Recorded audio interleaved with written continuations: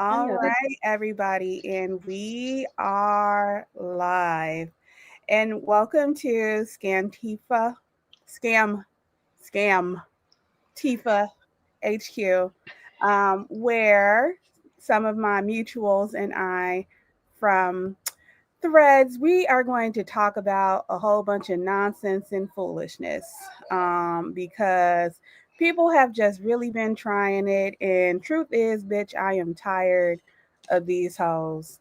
And there has been so much misinformation.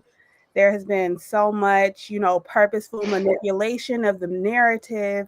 And I just wanted us all to get in one place and put all of the facts out there so that everybody who doesn't have all the facts, because I've been seeing a whole lot of people reacting off of very little context, if any, because everybody feels like they need to have an opinion whether or not they're truly fucking informed or not. Um, but yeah, let's just clear the air. Hashtag Black women, hashtag cite Black women, hashtag pay Black women. And so I have a couple of my guests here. And so just kind of one by one, we are going to introduce ourselves. And since I am your lovely host today, I will go first. Hi, my name is Kiki. I am a writer and sort of just social commentator, shit poster from the internet. A little bit about me is, I have been a content creator for about 8 years now. Before I was an official content creator with like a separate page for my thoughts, I did go ahead and I was sharing my thoughts on my regular Facebook page, but then posting controversial and kind of contentious political opinions side by side with my baby, just kind of attracted the wrong type of attention to my private life and my family. And I ain't like that shit. And so I created a separate page. And it just has kind of grown from there. And then when Threads came out, I didn't expect to like it because I was never really that into Twitter. I could not get into Twitter. And so even though people would tell me all the time, you would kill it on Black Twitter, I just could not get into it. But for whatever reason, Threads caught on for me. And so now, for whatever reason, I'm one of the most visible Black women on Threads that is not actually a celebrity or public figure. So that is a little bit about me. Hi, I'm Uppity Negris. Am I next? Okay. Yeah, we'll just go Um, down the line. okay. I'm Kia. I go by Kia underscore BS76 on Threads. I am a regular person. I also have a podcast called I Got a Lot of Things to Say with Geronimo Ronan. He is Black Yoda underscore 84 on Threads. I am one of the first people who got a Threads account when Threads first opened. I think it was like July 5th. Um, and Threads is probably the only social media platform that I have that's open. Everything else is private. And I just decided to keep it open and see what happens. I have a big mouth and I run it a lot. And I grew a very small but wonderful platform of about now 4.5K people. And sorry, that's my dog. Um, the work assistant is not in this. And so I just talk about my life.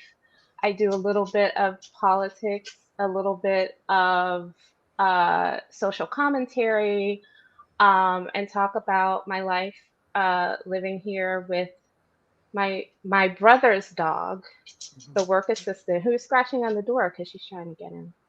Um, and that's it. I started my podcast. I got a lot of things to say in 2023, and we're on our second season right now, which is kind of on a hiatus. But yeah, that's about it.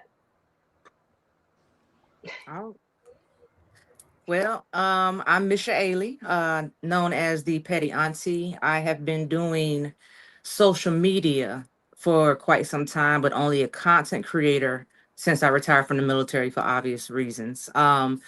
On TikTok, it was kind of accidental. I just wanted to get on the internet and do bald headed whole shit with my internet friends. And then I and then I messed around on TikTok and predicted to the day when Russia was going to invade Ukraine, and then my account blew up. And I got forced kind of into the political niche, which is fine. That's cool, because it is something I'm interested in. And I started my TikTok live show about 3 years ago. And then after the election last year, I decided to end it and move on to other endeavors. I'm currently in college for mass communications. Um, I'm a freelance writer, storyteller, political commentator, journalist, however you want to frame it, because I'm not big into labels. I don't consider myself an influencer or activist or anything like that. I just stand for what's right. And that goes across all causes. I want to be on the right side of whatever it is. So that's just my thing, is doing the right thing and trying to hold other people to that same standard. So that's me, and I go by the Petty Auntie on all social platforms. Yeah. That's pretty much me.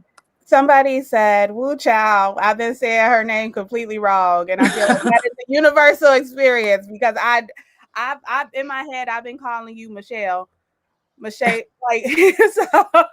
Let me say it one more time for the one more time. Misha Ailey. Okay. Yep. It's pronounced like it's got two ways, but it's only got one. Okay. Yeah. We got you. Can y'all hear me? Yes, we can hear you. With your look at you with your official microphone. Okay, we can tell you're a TikToker with that microphone over here. Yes. Sponsored by TikTok Shop. Yes. But my name's Diane. I have been in politics since like 2013, 2014. I'm from what y'all would say is Hawaii, but we say Hawaii or Hawaii. That's where I'm from, and you can't not be in politics. When I was growing up, they decided that they were going to give away a whole bunch of land to the government to do random projects with. So as soon as I graduated high school, like we had to get on the beat and actually like do some actions. Then Black Lives Matter happened. I was the only Black person on my side of the island, so like I had to make sure they knew I mattered. And that was kind of where I got into politics. I went to college and university finally, and that was where I learned about a lot of Black history. I had a political science teacher who used to be in the Black Panthers, so she was like not on that funny shit. She was like, you guys are going to learn some real stuff." And that's when I got woke. I was like, oh, oh, I didn't know it was like that. I didn't know we were really like that. And in university, I did a whole bunch of stuff with like Black Lives Matter. We had a Black Studies Matter. I met Angela Davis, but I've been on Facebook lurking on like Black Facebook and Woke Book. I actually followed Uppity Negress, the page, when it first came out. I followed Feminista Jones. I've been following everybody on Facebook for a long time. If you see me, don't out me and my real page. But I don't want to out you, but I do want you to message me so that I know who you are. Okay. But yeah, I've been on Woke Book, Left Book, all the different books. I was all up in all the different groups. I had a reparations page for a while. Like your girl's been out there doing something and doing some stuff every single time. And I went on Threads because I hated Facebook for a while. And I was like, let me go try this out. And I built the Threads account from like 5 people. So if you're seeing me now, it's because I did something. Most people know me from Candlegate because I be in everybody's business. Wow. I wish that we were all connected back then because the live that would have been had. Yeah, I was all up in Candlegate, and I was apparently teaching all the white people how to be good white people. That never, just so everybody knows, I don't do that. That's not, I just had questions and I had concerns about Camp Call Out. I'm not affiliated with that person anymore. I do not like them. Just to put that in the air, and I will not be doing any more Zoom calls with anybody for free. So you gotta pay. If you want racism 101, Black History 101, you have got to pay a down payment. So that's pretty much me. I'm all up in everybody's business. I have issues with people saying the wrong things all the time. In Texas politics, most of our issues are the fact that 90% of Texas just doesn't have the right information. So I'm very big on dispelling misinformation. There's 1,800 cities in Texas, you guys, and only 5 cities have a population of over 500,000 people. So there's a lot of misinformation in Texas, and I just spend a lot of time in Texas dispelling misinformation, and then that transitions over to Threads. And I'm also an insurance agent, so I'm all about the details, which is why I have 5 million screenshots. I might have to connect with you. But I feel like you talked her up, Miss the woman, the myth, the legend, the one who wrote the book on the bullshit we are dealing with right now.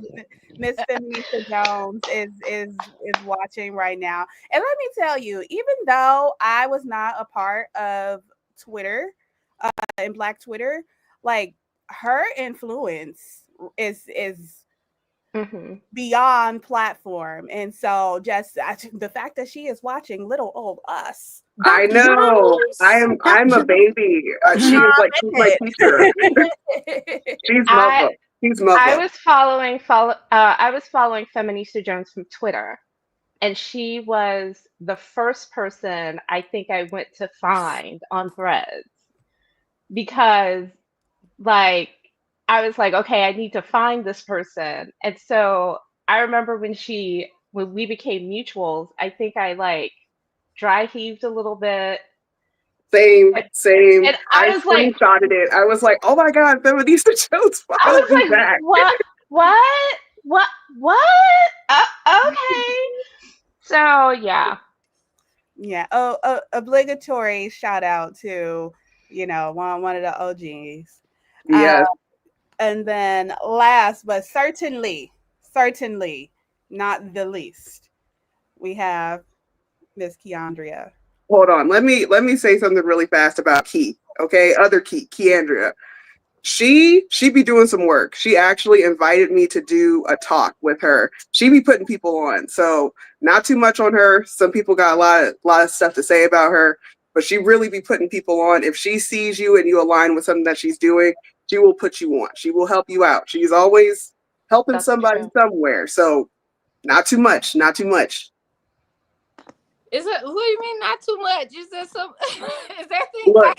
I know that there are going to be some people who are like a lot, but not too much. I mean, there's going to be some people, but controversial. Like I know that I be pissing people off, but child, you be pissing people off. All right, like I thought that I got smoke. All right, but you piss people off in a special kind of way, girl. It's a talent. I've messaged her and been like, I am so sorry. I do not know why all these people are mad at you like this. Like all you did was a couple things a few years. All she did, people really started coming for her after Shiloh Hendricks, and I don't know why. Oh, you know why? Talking about you don't know why. Let's let Miss When I tell y'all, she be putting people. She's about that life, and if you say too much, I pull up. Yeah, but let's let Miss Ma'am. Yeah, go ahead. So I'm Keandria Damone, and apparently I piss people off. But what I will say is this: baby, I have learned how to monetize pissing white people off. Okay. And I started believe it or not, I started as a radio personality and modeling, and then I got into social media. Wow. So I'm not just internet personality. I have a history of marketing. I was the first Black woman to ever own and operate a social media marketing agency in the Southeastern United States successfully. And I was the first person to own a social media marketing agency in Alabama. So I'm a social media marketing pioneer. The way you see social media, the way you see marketing happening right now, where you log on to your apps and stuff and you see them videos and stuff, there weren't people doing like that. And Black women like me heavily influenced that. So I'm always intentional about telling that part of my story, because I didn't just start with viral videos. I started there in diversifying marketing online. So that's what my history looks like. And I was running a marketing agency, and I started just making videos, and I just get in front of my camera and I just talk, and I'm one of those people, I don't give a damn. I will just say whatever I'm thinking, and people gravitated towards that, right? So for a few years, I was running my social media marketing agency, and I would go viral a lot. So I've kind of got into a lane of being a viral content creator.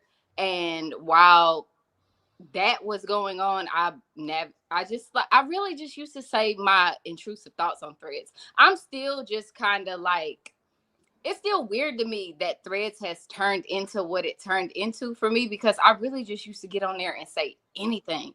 Have And that fun. was the place where I would Mm-hmm. dump whatever intrusive thought, because as a marketing professional and an entrepreneur, so I was running a successful marketing agency. So naturally, a lot of young women and young girls gravitated towards me to learn how to run their own businesses, right? So I felt like I was in this box where I was having to be perfect little Miss Marketing Sunshine all the time. And then I'm like, this platform over here, I don't give a damn. I don't know none of these people. So I can just get on here and say what I want to, right? So that's who I was on threads. And then the election came. And so when the election came, I started talking about that because it was so in the forefront. But I was really just saying whatever the hell I wanted to. And I started talking about issues in the election, whether it was the people who were running, whether it was, the way it was impacting us, because I saw the shift that happened with that election. So I really started talking about that, and I built a community of people who were hopeful that this election would be different. We would move forward. We would change things, right? This country was just going to change. Lord, we were so naive and hopeful. But I built a community of people that way, and I started selling t-shirts with slogans and stuff like that. And that's how I built I built my following on threads. And then the Shiloh Hendrix thing happened, and that was not intentional at all. That's the funniest thing. When that thing happened, I used to be known for like dragging racist people. That's just something I did. I would call out racist people, and I was known for pretty much like nobody could really go toe to toe with me. You know what I mean? People would run every time I came at them. So when I was known for dragging racist people, people started sending me videos of the Shiloh Hendrix thing. And I was like, you know what? No, that's not enough to just drag her on the internet. I wanted to do something more. So I started digging into the situation, and I kind of accidentally exposed the payment processor who was processing those payments, and it turned into an entire thing. But like Auntie said, like, I did not at all expected to turn into that. I actually talk to my mentor about that all the time, because I'm like, I didn't ask for this shit. Like, I was not trying to be famous. I was not trying to be like, I'm y'all black leader. Like that, I'm okay with that, but that is not what I stepped into this trying to do. You know what I mean? So I bumped my head a lot. I'm kind of stumbling through it, but that's how I got into activism. Now I am an activist, and that's a title that I give myself now, but I feel like I'm different than a lot of activists because I really don't give a damn. Like, I really will say anything. I would just say anything, but it's more effective. It's effective these days. People are they're too obsessed with being politically correct. They're too, oh my God, did you see what this, I don't give a damn. Ain't none of y'all gonna fight me in real life. You know what I mean? And listen, I wake up every day and I ask myself, and who gonna whoop my ass? Who's gonna? And every day the answer is no motherfucking Nobody. Nobody. I wake up and I ask myself, who gonna stop my check? And every day the answer is no motherfucking body. I'm not like every day I wake up and I ask myself, who is funnier than me? Who's wittier? And the answer is no motherfucking body. So you can't beat my ass verbally. You can't beat my ass physically. You ain't cutting off my motherfucking money. And so, what you gonna do besides be mad? Be all mad. of that. Be mad. Anyway, I'm like, I am 5'10". I'm 5'10", and I lift. Do you really think you go? No. Don't play with me. Don't play with me on these internet streets. I ain't never scared. And and I relate to, like, I am a monetized creator, but I'm only monetized on Facebook. I don't like Instagram. I don't like Twitter. I like Threads, but they're not paying me no money. And so that's where I go to shitpost whatever I'm thinking about. I do not care about Threads at all. Like, love y'all if y'all love me. But my real community is on Facebook. That is where my intention goes. Whatever you see on Threads is whatever is on my mind in that moment. And apparently y'all like it. And I love that for you. But I never wake up every day like, you know what? I care a lot about how many Threads followers I have. Right. Threads is not paying me no money. Your platform because that was the same thing with me when I wasn't depending on that clout. I was authentic. It allows you to be authentic. Like one thing a lot of people don't know about me, because I don't talk about like my personal life and my finances like that, but I lost my husband who was a veteran, and he made sure, what I will say is he made sure that I'm financially stable, right? Like I lost my husband. Like it's not a flex because he, I'm a fucking widow, but I don't have to worry about paying my bills because my husband put things in place before he passed. So me going into content creation was really just me connecting and building community. I'm never just out here just trying to get money, trying to, you know what I mean? I don't need out in the views and this and that. And that allowed me to just be like, okay, I don't give a damn. If this disappears overnight, there's other things in place to where I'm okay. So I'm allowed to be my most unhinged self here. And but that's what made my platform grow though, is because I wasn't dependent on it like that. Yeah, I'll say for me, I have the opposite situation where I went on Threads because my Facebook, as somebody said, is a dumpster fire. And I have classmates on there, and I have people that I know in real life on my Facebook. And let me just say this, I lost like a whole bunch of friends when I said, Charlie Kirk, he is not a good Christian. He is not going to heaven. They were like, block, block, block, delete, Diane, how could you do this? And I'm like, this is just a fact. This is just a fact, you guys. And so Facebook, I don't get the chance to post on Facebook as much as I want the content that I want, especially because I do have like a lot of like actual family members on Facebook, and I do not feel like arguing with like my great aunt and my cousin and like my pastor from when I was I don't feel like tussling with those people. But I went on Threads. What Kendrick say? I cut my granny off if she don't see it like I see it. Right. Look, Facebook, I like those family members are there for them to like my pictures and then for them to know what's going on. I do not care what like they say what's on their page. I say what's on my page. I actually just I don't know. My Facebook has too much misinformation. I would just cut in right quick and say that somebody tried to hop into the YouTube comments on some other shit and they were immediately banned. And so if you are here because you want to be on some other shit, please know that I will remove you because I don't give a fuck about blocking nobody. All right. Anybody who follows my Facebook, follows me on the internet knows you saying anything that I feel like it's some bullshit. If I don't curse you out first, I will just block you. So act like you got some goddamn act right in these comments. They tried to start some shit between Kia and Feminista. Now, I don't know nothing about it. What? I don't know nothing about it. What I do know is not what the fuck we're gathered here for. There is no beef there, and I said that. Not you. Me. Between Kia Bia, apparently some comment on a podcast about something. Whatever it is, what I will let you know is I don't give a fuck, and that's not what we're here for. And you're gonna take that messy shit out of my goddamn comments. Amen. I don't. Amen. I'm trying to figure out what, because I've never said anything but praise for feminist. It don't even matter. That motherfucker can stay boring. But yeah. Okay, moving along. You are weirdos. Weirdos. Now that trying to start stuff between powerful black women. All of our introductions, right? We are going to get into the meat. I'm falling for that. Yeah, we're going to get into the meat. Saying that. Yeah, we're going to get into the meat of what we're here for, which is to discuss these people who have decided they ain't got shit better to do than to try to harass and police us. Okay.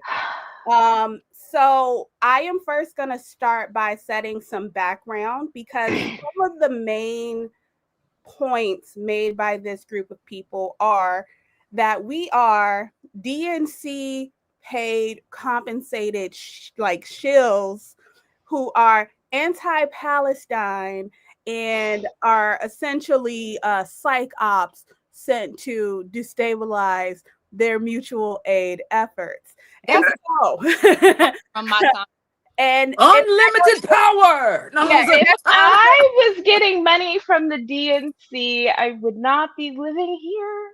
I would not be on Threads if I was getting paid. So what are your personal views on the Democratic Party, and what, if any, affiliation do you have with them? And we'll just go around really quickly, and I'll go first. Number one, I don't even like them bitches, okay? I don't like either party a lot. I vote Democrat because it is mostly like a risk mitigation strategy. But if you go through my threads, I am so vocally I am so critical of them that at times I get accused of being MAGA. I tell y'all all the time that blue no matter who is not a successful voting strategy. It's not. I tell y'all all the time the who clearly fucking matters. I was so critical of Kamala and all of her stances during the election to the point that I was getting attacked, dogged out daily by other Black women.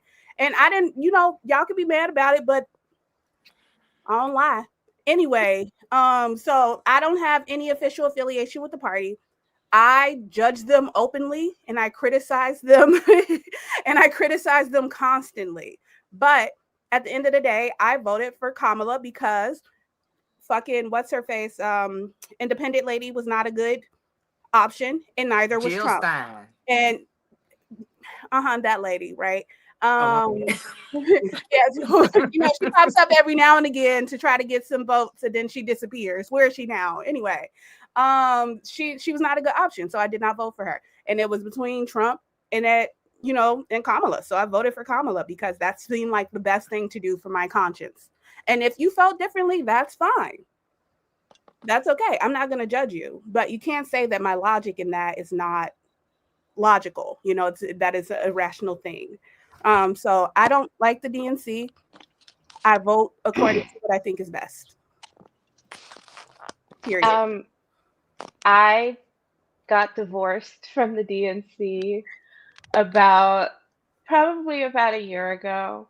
I was a very big DNC Democrat. I'm still registered Democrat because where I live and where I want to move to has closed primaries, which means that I have to register as a Democrat or a Republican. I'm going to remain a Democrat.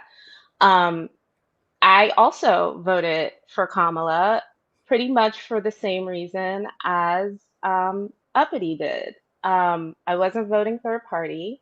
I wasn't voting for Trump.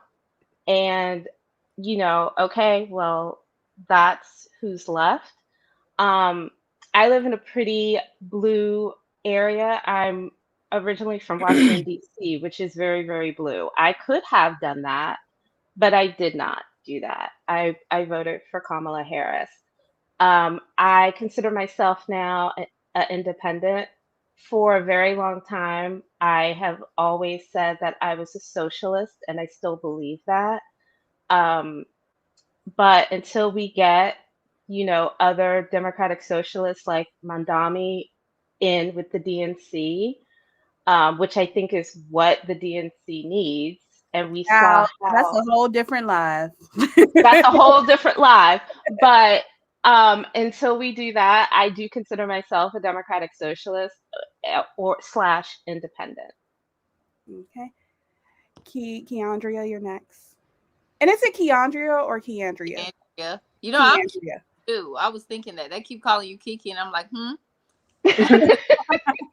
throws me off. But it's Keandria. So, Aja. Yay, Aja. Is it Aja? It's Aja. I'm wrong today.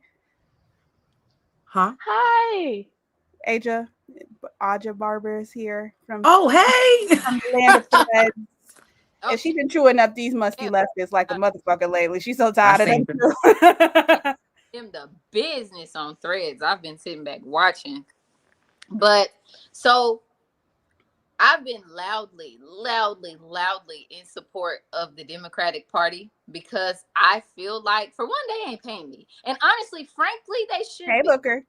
Like, they paying me. You know what I mean? The Democratic Party wants to pay me. I'm already doing the shit for free. So, Keandria, there's a screenshot of you floating around where you say you're something like a DNC content creator or something that I feel has been getting misconstrued as they are paying you or influencing you. No, that wasn't it's not paid. It was when Kamala Harris started her campaign. I was very in support of her campaign, and I was a volunteer on her campaign. I knocked doors for her. I went to rallies for her, and one of the things that I did as yeah. So you were one of the content creators, like invited to document your I experience. was just there. Yeah, like I was a part of her grassroots content creator team. So I was just one of the people who happened to be a content creator that supported her. So when I went to her rallies, I would get in, I would skip the line. You know, I would get in there, I would film, I would make videos. None of that stuff is hidden if you scroll far enough.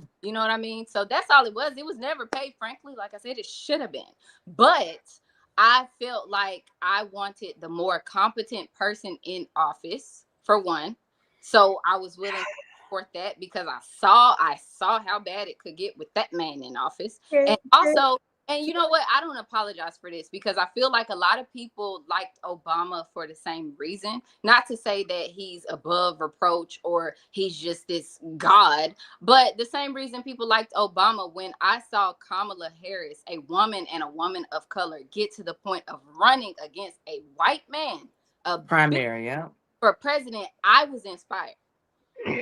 I didn't align with everything she said or did. I never align with everything everybody says and does, but I was inspired. You know what I mean? So I was very, very, very in support of Kamala Harris when she first announced. I was super inspired and I was very involved and excited to see her just fight, you know, go up against. I felt like this was a woman and a woman of color taking a stand against the white supremacy and systems that have been plaguing our fucking country for so long. I'm like, finally something different. So no, to answer, that was a long-winded way of answering your question. No, they've never paid me. But I was a grassroots creator in Kamala Harris's campaign, which means it's Googleable if those people would bother to do it. I was just a volunteer who was a content creator. So I would come to her events and volunteer and I would document it on social media. Okay. All right. So there we have it, folks. No, all right. Misha Ali, and I feel like I said that correct. Did I? Misha Ali, yes, you did. Auntie, because I shorten petty auntie and just say auntie, but you're not my real auntie, and some people are weird about. Okay. No, that's my handle. It's That's a been whole auntie other for lab years. too, because I could talk for 45 minutes about why I don't like those people. But So listen, I've always been an independent. I think part of that, I joined the military at 17 and they really pushed that we're apolitical. And I'm gonna tell you, I'm one of them people that grew up believing the indoctrination, the American dream, everything they taught us in K through 12. I was in it.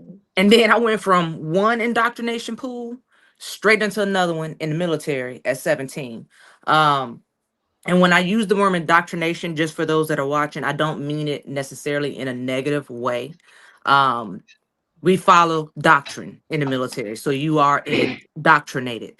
And I need to clear that up because everybody generally thinks indoctrination is negative. But with that said, I was very apolitical, and I'm one of those people that believe political parties will destroy this country, like George Washington said.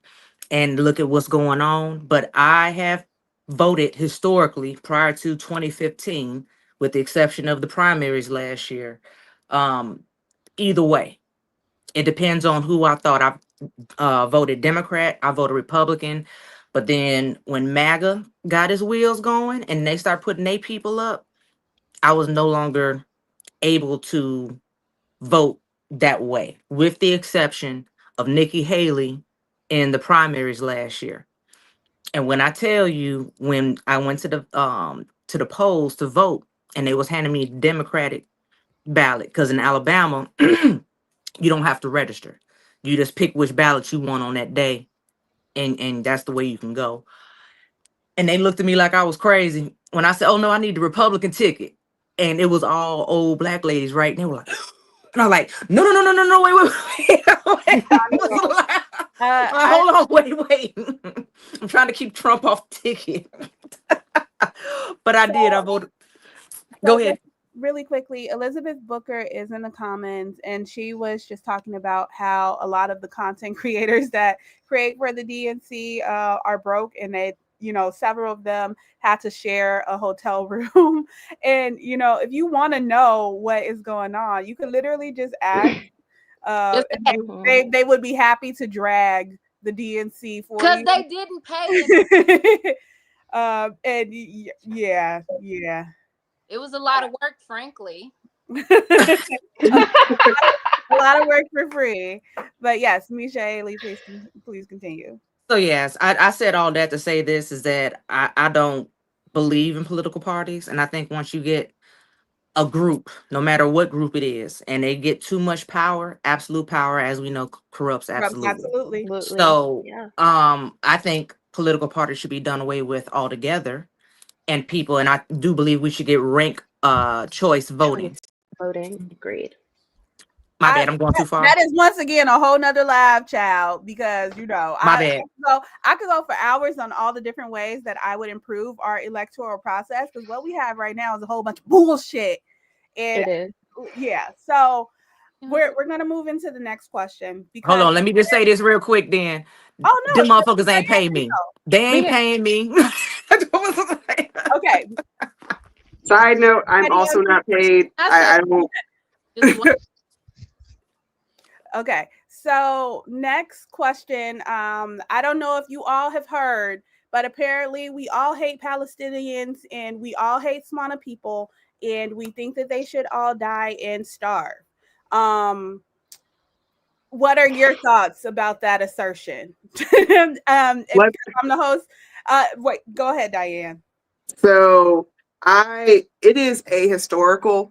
I'm going to go back to the books. I'm going to go back to the texts about Black liberation. It is ahistorical for people to say that Black people, the majority of Black people, are against Palestinian liberation. Since James Baldwin, Angela Davis, the Black Power movement, we have been very much pro the liberation of Palestine, because the liberation of Palestine and the liberation of the Black people, we're tied together. If we cannot be liberated, Palestine, it's the same thing. Esta mismo. We're not different.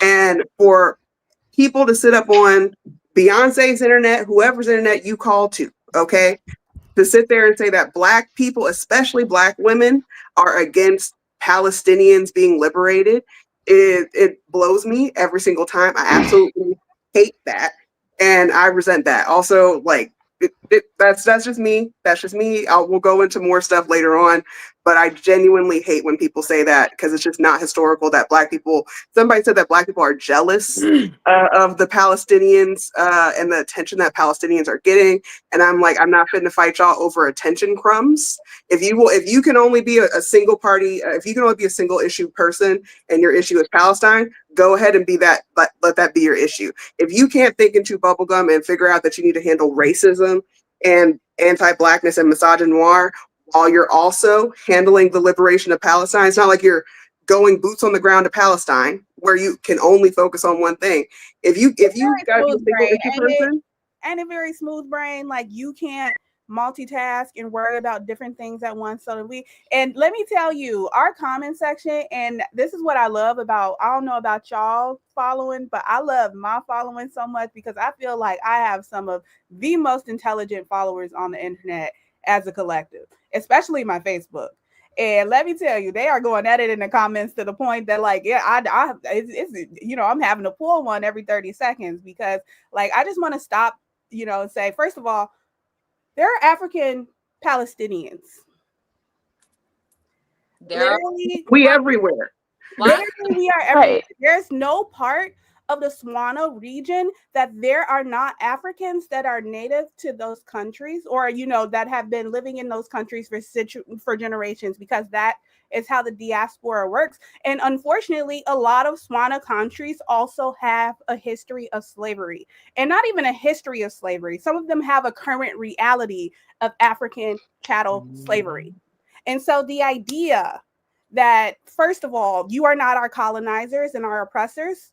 If you are a non-African Swana person, it's just objectively false, right? Like, you for a lot of African people in Swana countries, y'all are the white people. Yeah. Which isn't to say that European influence doesn't have a different impact on the region, but, like, cut it out. Yeah. But you're not a race. Swana is not a race. It's a region. You took my thunder. It's like referring to the Midwest as a race. That's not how it works. It is a descriptor of a region, of a country, of a place, or in that case, an amalgamation of countries. So the idea that it's amalgamous, or analogous, blah blah blah blah, what are words? Analogous to like racism is dumb and it's manipulative, and it'll only work with people who don't fucking know shit about nothing. Yeah. Yes. If you guys want to know about the African people who are suffering in the Swana region, please look at Lavette Jallo's, like, her work, because she's been really talking about that. She really gets into it. So y'all are like, oh, what's going on to African people in the Swana region? Please go look at her stuff on Threads. She's got it. She's loved my life. And she also really talks about that issue kind of like a lot. She's let me know a lot of stuff that I didn't know. And I was like, dang, am I anti-Swana racist? Like, what am I doing? And she was like, no, calm down. That's not how that works. Lolo on Threads is Afro-Palestinian, and I do follow her and her daily experiences in the encampment that she lives in. I haven't seen her in my feed for a while, so thank you for bringing her up. I need to see what's going on with her. But yeah, I just like to say I am for a free, uncolonized, non-genocided Palestine. And if you look through any of my posts on the topics, like, I have been aggressively clear about the fact that I do not think Israel has a right to exist. I don't. You, like, how is it that this country exists and then other countries decide that you get to make a new country in the middle of it? How the fuck does that work? Okay. Colonization. Now, and I know because after the fall of the Ottoman, after the fall of the Ottoman Empire, it went into the British Commonwealth, and they the one that gave it to them. Yeah, so I mean, I don't think Israel should exist, but now they're here, and we just kind of got to figure out how they could maybe not try to ethnically cleanse an entire group of people to have more land. And so, a lot of people are pro a two-state solution for that problem of, like, we can't necessarily make them all disappear now, so what do we do to them? And I think that is, I don't necessarily personally agree with it, but I understand why some people think that, or would believe that, or would think that is a suitable solution. I don't know if anybody else wants to chime in on that topic. Well, since you brought up the two-state solution, because I'm the two-state solution person, Israel is not going anywhere. And they're just not. But Palestine has a right to sovereignty. Palestine has a right to be recognized as their own country, and they have a right to be a sovereign nation of their own country, and they should not be under control of anybody. So that's how I feel. For right now, the only path forward, until we start dismantling other things, the path forward that I see as a solution would be a two-state solution. You're going to have Israel, you're going to have Palestine. So that's how I feel about it. And that's kind of like one of the things where I don't necessarily agree with it personally, but it makes logical sense. It's a rational thing to think. And that's kind of how I feel about people who were third party or independent voters or non-voters because they didn't want to turn out for Kamala. She wasn't progressive enough to some people. They turned out for Mandami because they felt like he was progressive enough. The Democratic Party needs to be actually giving us progressive fucking people to vote for. It's the job of the candidate to turn the people out. She ain't do that. And I'm just, and so even though I don't personally agree with it and I personally voted for Kamala, I understand why people felt differently. And yes, we all got to deal with the consequences of those decisions in either direction. But what I don't like is when people are like, you don't agree with me, and so you don't make sense and you're wrong. And therefore you don't deserve to have an opinion at all ever. It's not like the motherfucker said, I would like to vote for the Glizzy Goblin, those are different those are different ideologies. So I mean, I feel like so often in especially leftist spaces, everything either has to be super duper extreme or it just kind of doesn't exist. Mhm. Like, you know, it and that gets frustrating for me because politics is inherently nuanced. You have to think about a variety of people. You have to think about a variety of issues, and just one perspective is never going to be the right one most of the time. Unless you're a Republican, then you're probably the wrong one. Go ahead, Michelle. So I want to clear up because I'm kind of along the lines of Key, right? With a two-state solution, but I'm looking at it from There a are 3 keys in here, ma'am. KB, Kia, KB, Kia, my bad, Kia. Kia. So I'm kind of along with the two-state solution, but I come to that conclusion because I look at it strategically. And let me be clear, it's been standing with Palestine since day one, okay?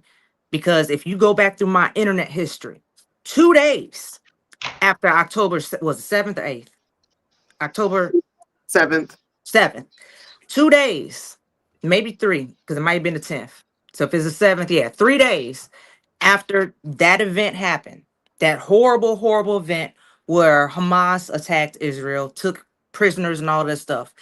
Israel's response, 3 days after Hamas attacked them, and I called it for what it was, a genocide, because being a soldier who was in Iraq for shock and awe, if we would have did in Iraq, Afghanistan, anywhere, what they just did and what they've continued to do, soldiers would have been put under the bus. Just like that crackhead, that's what I'm gonna call him, put them pictures from Abu Ghraib on Keandria. I was there when that happened. I was in country. And they put them soldiers underneath for Leavenworth. That leadership, everybody got relieved because we don't do that. So I called it a genocide from damn near day one. And called all kind of shit because at the time, remember, it had just happened. Everybody was like, oh my God, it's Israel's 9/11, blah, blah, blah, right? So everybody at the time was on Israel's side. And me as a veteran, I'm like, hey, no, these are war crimes. This is genocide almost immediately. And they dragged me for filth and told me I was anti-Semitic and X, Y, and Z. You can't fucking win. You cannot win. Because when I was, Hamas is wrong. They're a terrorist organization, how they carrying out their stuff. But Israel's equally wrong. And if you call out either side, whatever side you calling out, oh, you anti this, you anti that. Goddamn, I'm anti people dying. I'm anti people starving. I'm anti civilians being targeted when they're non-combatants. That's where I'm at. So for y'all to sit up here and try to say I'm anti-Palestinian or anti anything for that matter, because I don't have a bone of damn hate in me. I had to go through that with my election where the damn mayor said and posted on his fucking Facebook how I feel about white people based on a fucking Substack that I restacked. It wasn't even something I wrote. You know how else I know it wasn't because of something I wrote? Because you ain't paid for no damn subscription and you can only see the first 4 fucking sentences of my damn journal. So stop assigning hate to me. So let me say it clearly. Me as a human, as a singular human, I am quite literally the culmination of almost every race in this fucking world. Okay? I have white in me. I have black in me. I have Latina in me. I have Native in me. Hell, if you go back even far enough, I got some damn Asian in me too. So stop saying that I'm hateful towards a fucking race. Yeah. I'm pro-Palestine. Stop the genocide, period. All right. Diane. So for me, I actually lost friends about this, but I'm pro-Palestine and I want to know what the Palestinians want. I'm not going to pick a two-state solution if that's not what they want. I think Aja Barba actually said something similar. Yeah, my goal and my focus is on what the Palestinian people want. I have been following this situation where I think Oprah did a show about the Gaza Strip in like 2004. And when I saw that, I said, oh my God, these people are all stuck in this area and this doesn't make any sense. Why are people attacking them? People like Hamas are the reaction to being stuck in that situation for generations and generations and generations. So for me, I can't say Hamas like that bad because they are a reaction to all the bad that's been culminating over the decades towards Palestinian people. They're a reactionary group. And also, Hamas does not have the weapons that Israel has. That's just a fact. Again, when we're going back to like what Cat Williams said about like insurgents, we don't know no insurgents. But then when you look at the insurgents, they're wearing flip-flops and we got bombs. Same thing with Israel. Israel has our weapons and our bombs. They have our stuff. And then Hamas is not that. They're the people who came from the Gaza Strip and they got some armage. And for me, October 7th, there was a lot of misinformation that happened. There was a lot of AI videos that came out. There was a lot of stuff. And I'm not going to deny that Hamas has hostages. But what I am not going to deny also is that this did not start on October 7th. This didn't start in 2023. This didn't even start in my lifetime. This has been something that my parents' lifetime were talking about stuff in Israel and Palestine. So for me, hold on real quick, Diane. Let me address this before I get too far up. Just real quick. When I say equally wrong, I'm going from October 7th forward. I want to clear that up because that is so convoluted. If you want to go all the way back to the beginning, I'm not going to sit here and play this side is doing more than that side, X, Y, and Z. The bottom line is a lot of people have fucking died over land that didn't have to. We're not going to sit up here and act like Jews weren't persecuted too. So I have a mindset where I separate the government from their people. Because if y'all want to be 100, all y'all in the comments, as American citizens, do you want to pay for everything that your government has done? Present and historical? No, you don't. So I separate the people from that government. I apologize for interrupting, Diane. Go ahead. Yeah, no, that's totally fine. I just want to say really quickly to Diane and say that I think personally, anything that an oppressed, colonized people do to strike back against their colonizer is justified. Yeah, that's to me. That's like them being mad about a slave rebellion. Like the slave rebellion happened because slaves were oppressed. So I like if people suddenly decide to get arms and suddenly like after again, this is not a new. Israel didn't just happen yesterday. Israel didn't just happen recently. So yeah, we can be like, oh, let's not go back. But that's like if you're in a terrible relationship with your parent and they're like, well, we just had one fight. I don't know why you stopped talking to me. And you're like, girl, where have you been at the past 25 years? And also to the point, nobody should be held accountable for what their government does. But for example, 9/11 was a response to, imperial powers interfering in Middle Eastern politics in a way that they should have, and American citizens died. We need to step back. We need to stop like maybe we leave people to fuck alone and they don't blow up buildings. Yeah, that's my big thing is that we've been interfering in the Swana region, the MENA, Middle East, whatever we're calling it. We've been interfering over there too much. People getting pissed off.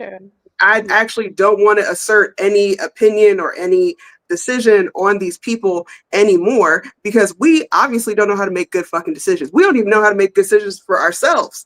And no, I don't hold the Israeli people accountable for what their government does. There's a ton of Israeli people, Israeli descended, Jewish people, and all that kind of stuff who are against what the IDF and what Netanyahu are doing. But there are also a lot of people who agree. And if you agree, I'm going to hold you accountable for the fact that you agree with what the IDF is doing in Palestine and what the Netanyahu wants to do in Palestine, that you agree with ethnic cleansing. So yes, individual people, that would be like saying that I'm responsible for what Trump is doing.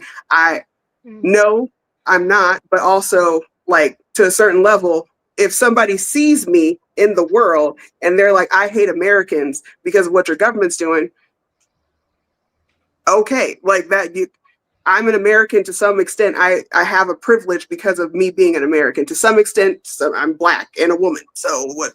But to some extent, there's a privilege with just having that title. Israeli people do have a privilege over Palestinian people just because they are from Israel. That is just a fact. That is, the stuff is unequal. So in that regard, hey, if Palestinian people do not want a two-state solution, whatever they want, they have gone through enough. That's what they want, and I'm gonna support whatever Palestinians want. Okay. All right. I feel like we've been stuck on this question for a while and we still have a lot Yeah. to go. Um, I see here that Lavette is in our waiting room. And even though she was not a part of the original planning of this process, I do feel like she will have insightful insights. I'm going to go ahead and add her to the stage. And welcome, Lavette. Now that we've covered who we are, how we each have our own individual, not DNC funded fucking Diverse. opinions on the topic that are incredibly fucking diverse and not at all like we all sat down and decided we hate Palestinians and want them to die because the DNC told us to. We are going to move to the actual meat of while we're here. These hoes. Because these hoes been acting up, and let me tell you, this group of black women is not fucking letting them. So we are going to individually, actually, before we get into this section, Lavette just joined. I'm going to give her a chance to say anything that she would like to say. Oh, she wasn't trying to join, so Lavette will will be removed. Okay, okay. Well, But Lavette that will just be want to let you know you are still the love of my removed. life. I love you. So she's been removed and she's watching on the YouTube. So I'm gonna remove you from the studio, Lavette. And if you have any insights, just go ahead and put them in the comments. So I'm gonna go one by one to each of us, and I'm gonna go in this one in a particular order because I want you to explain with this particular group of people, these broke, musty ass leftists and Scamtifa folks. How did you come in contact with them?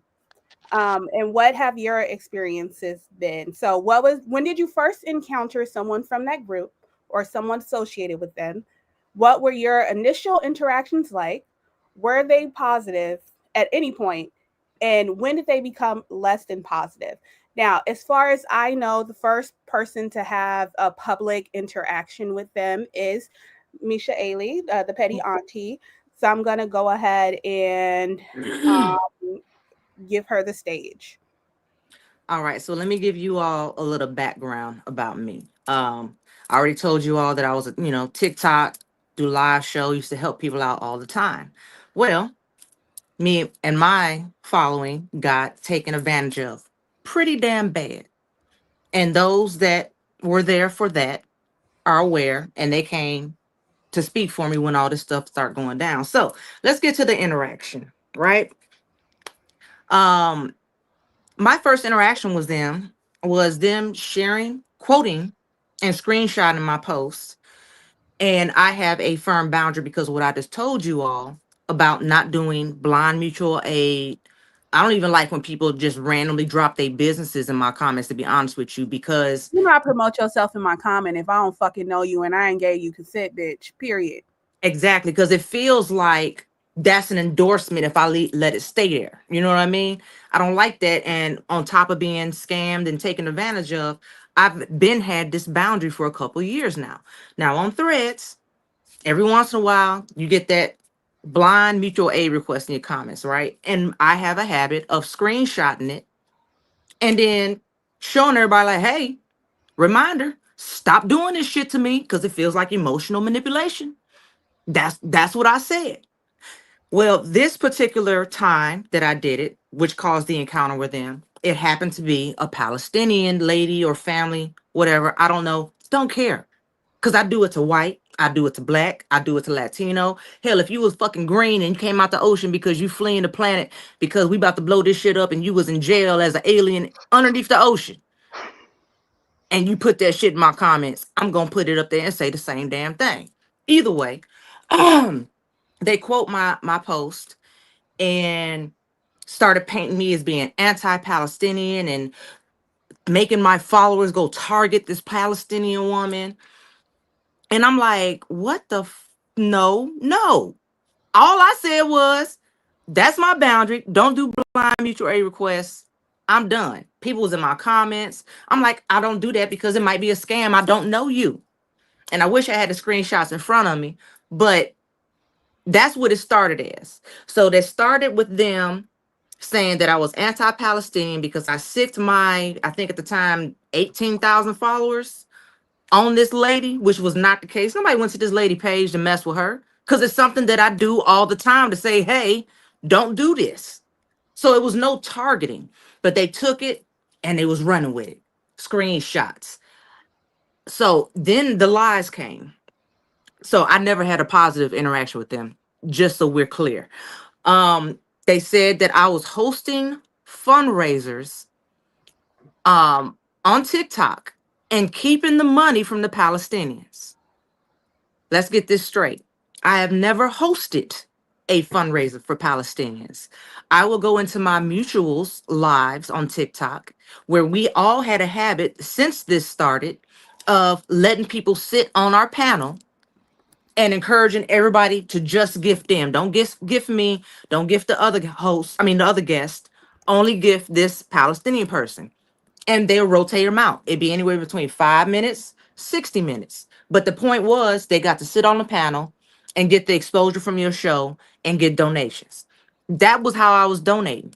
And I told somebody that and they flipped it into me hosting a fundraiser and keeping the money from the Palestinians. Um, there were just the most ridiculous lies made up about me that were just easily debunked and disproven. And that was pretty much how it started for me. That was my first interaction. Yeah.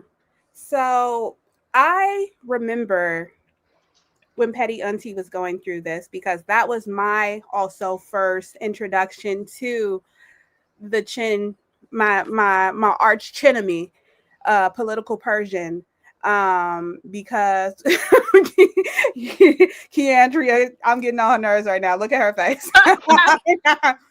Yes, that was my first introduction to political Persian because I saw just in the wild, I came across a link of her just basically saying, I'm gonna hold this person accountable because accountability, blah blah blah blah blah. And I popped in and I'm like, who the fuck are you? Because to hold somebody accountable, you have to be in community with them. You have to be, and not only do you have to be in community with them, you either have to be their elder or their peer. You're neither. And she blocked me immediately. She blocked me immediately. All right. Oh, yeah. She immediately blocked me. I quote tweeted her everything, and like we not doing this. Like this Black woman has the right to say no. And so that was my first introduction to her and how I feel like I got on her radar. I have a very similar mutual aid policy to Michelle because I am disabled AF. I care deeply about people, but I don't have time or energy or resources really to give. And what I do have to give, I usually kind of quietly pass along to people in need, with the exception of one organization that I support all the time. And it is ran by one of the people in our comments. Her name is Buffy. She is one of the organizers behind Voix Noir. And they provide so many valuable resources specifically to Black women and Black queers. There was a time last year when I was sick and on disability, and I was kind of like in between paychecks, and I had like just bought my house, and so my life savings were gone, and they fed me and my baby for a month. And I had been already kind of supporting them throughout the years, supporting their content throughout the years. And when I was in need, they were there, and we had community. That's what community does. That is the mutuality in the mutual aid. And Voix Noir, they also have a policy that if you want to benefit from them, you have to participate in that mutuality. You have to be a part of the community. You have to be one of their followers. You have to, also give when you can. You can't just be a taker, because then you're not in community and it's not mutual. Mutual aid does not work like, hey, person, I don't know, can you give me money? That is charity. And we already know that philanthrocapitalism is not a solution to the world's problem. Community is. Community does not look like random people asking random people for money. It just doesn't. And yes, it would be nice if it happened that way, but it just doesn't. And I have a policy of I don't want random people asking me for money either. One, because I don't have it, and two, because I don't know you, and three, because I don't have the energy to get to know you to try to decide if it's, smart enough, if it's smart for me to get it. And Voice Noir, they do the work of the vetting, so I don't have to, and I know my money is going to a good place and really benefiting somebody who needs it. And so it has always been also my policy of I don't give to blind campaigns anymore. I don't want to hear it. If you tag me, I also feel like it's emotionally manipulative, and because I didn't consent to being interpersonally and exposed to your trauma today. I have CPTSD. I've been tagged in some really triggering shit.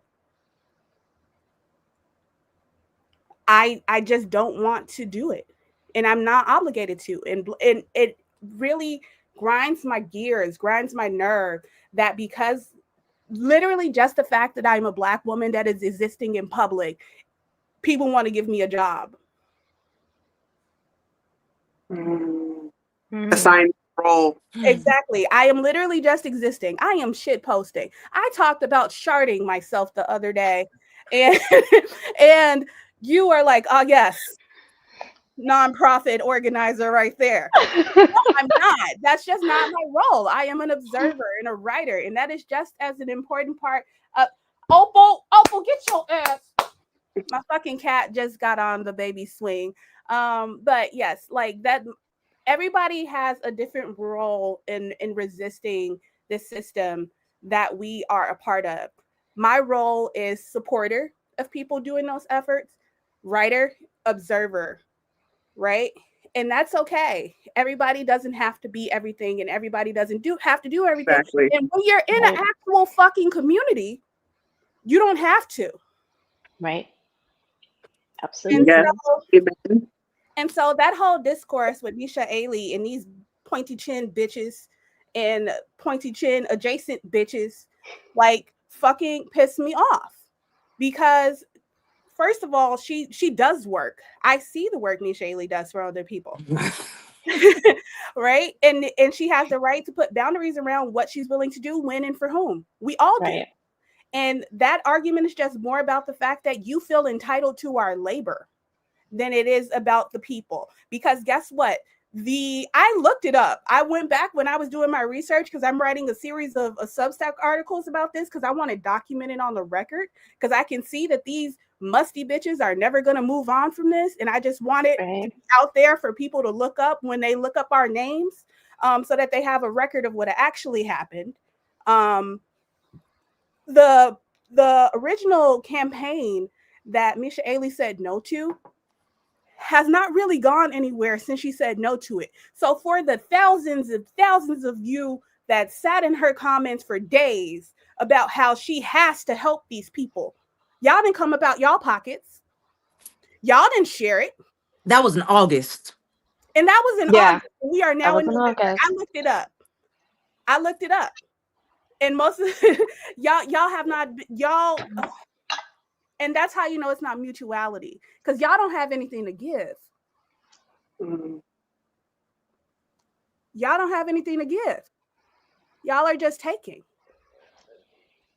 And I think somebody might have accidentally given out the StreamYard link to this. I need you to know, if you're not supposed to be here, I'm gonna kick you out. So just go to the YouTube, baby. Accident. Was that I you? archived it. Y'all saw me leave, right? Y'all saw me leave the live. I was like, damn it. She said, Kendra, did you mean to do This that? is how you know we not organized, y'all, because I'm so sorry. those will I slip copied with the the sunk wrong our ship. I cut off immediately and deleted that. I'm so sorry. I didn't mean to do that. I meant to post the YouTube link to tell people, hey, come join us, but I posted the wrong link. Sorry about that. That was me, guys. Well, they was finna come join us. join like on the stage. So I joined the discourse around just like Black women's labor, mutual aid, and it's okay for us all to play a different role. Okay. But they screenshot that, and I know that they screenshot it because there's a post that I have from that time that they screenshot, and they said 8 hours ago. And so that put me on their radar as we watching this bitch, we gonna get her. And then chorus happened. And I know Booker's in the comments. And girl, if you want to get up in here, you welcome to come up in here. But chorus happened, and then they really decided, yes, these are all Democratic Party shit, like shills who are being paid to not talk about Palestine, despite all of the objective proof that was false. The amount of fact checking I had to do when people were like, Booker Squared never did anything, and I was like, let me go on TikTok because I know. Can't hear you, Diane. Oh, my bad. Can you hear me? Yes. Okay, I'm back. Am I back? Am I back? Okay. So the amount of fact checking I had to do after the chorus article, because people were like, Booker Squared never said anything about Palestine. I'm like, I follow her on TikTok. I know she said something. And then I had to go back, find the video, screenshot it. Same thing with the petty auntie. They were like, she never said anything about Palestine. I was like, go back, get the screenshot from 2023. She was talking about Palestine. 2024. Like, fucking Boolean search.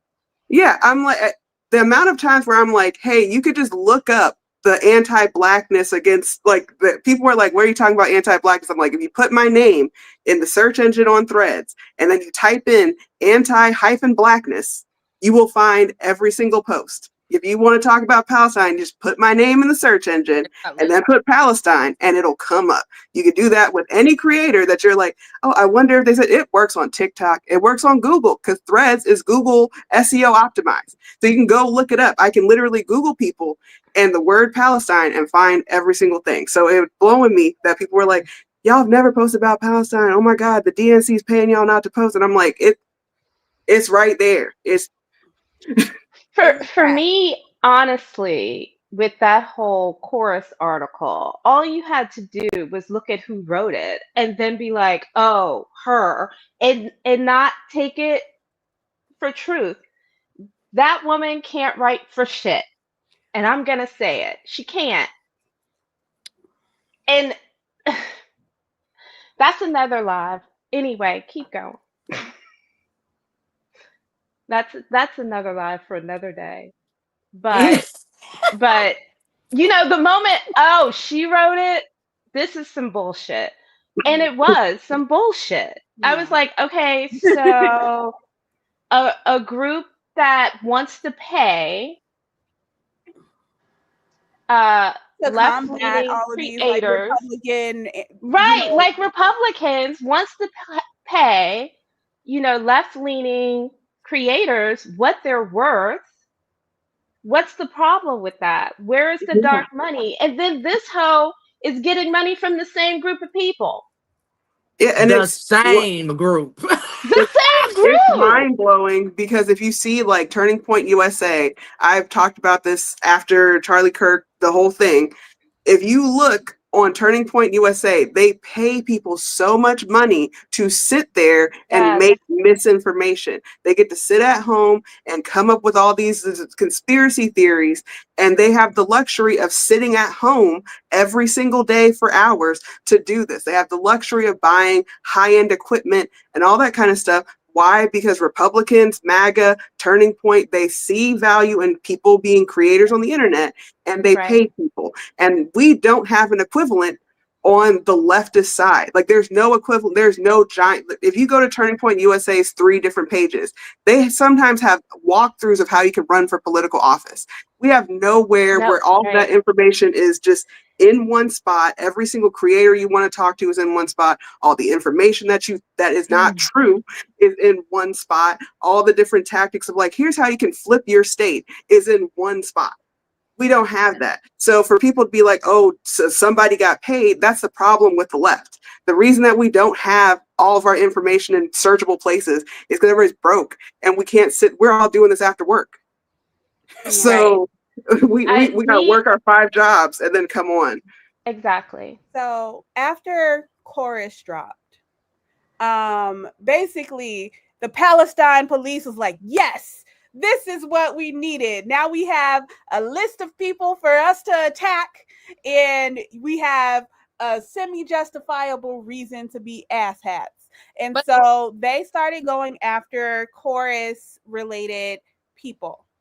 Right. And so I was just scrolling through my feed, and then I see Moonface herself in a screenshot that was shared by James Crocker, who is a literal teenager who just A baby.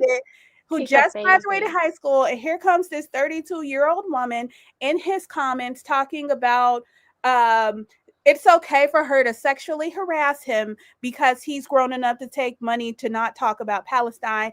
And I literally just said the most simple thing ever. Why she got a Habsburg chin?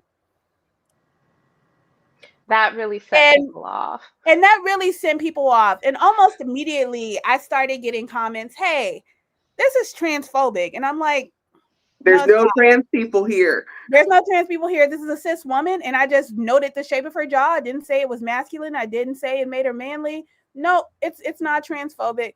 Then leftist lawyer tried to hop in on that. And I had to immediately smack her hand like, no, ma'am, Miss Cheryl. No, ma'am.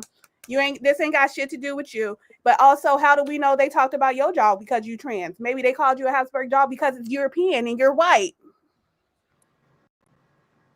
And the Habsburg jaw historically has been used to denote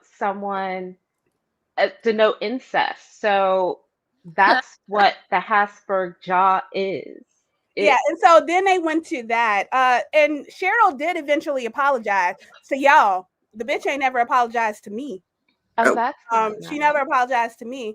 And you know, that caused a lot of discourse for days across social media about is me as a cis woman talking about another cis woman jaw transphobic just because somebody might have said it to a trans person. It's like saying that Keandria's comment about calling old girl bug-eyed are also anti-black because I got big old eyes. It's fucking stupid. Shut the fuck up about it.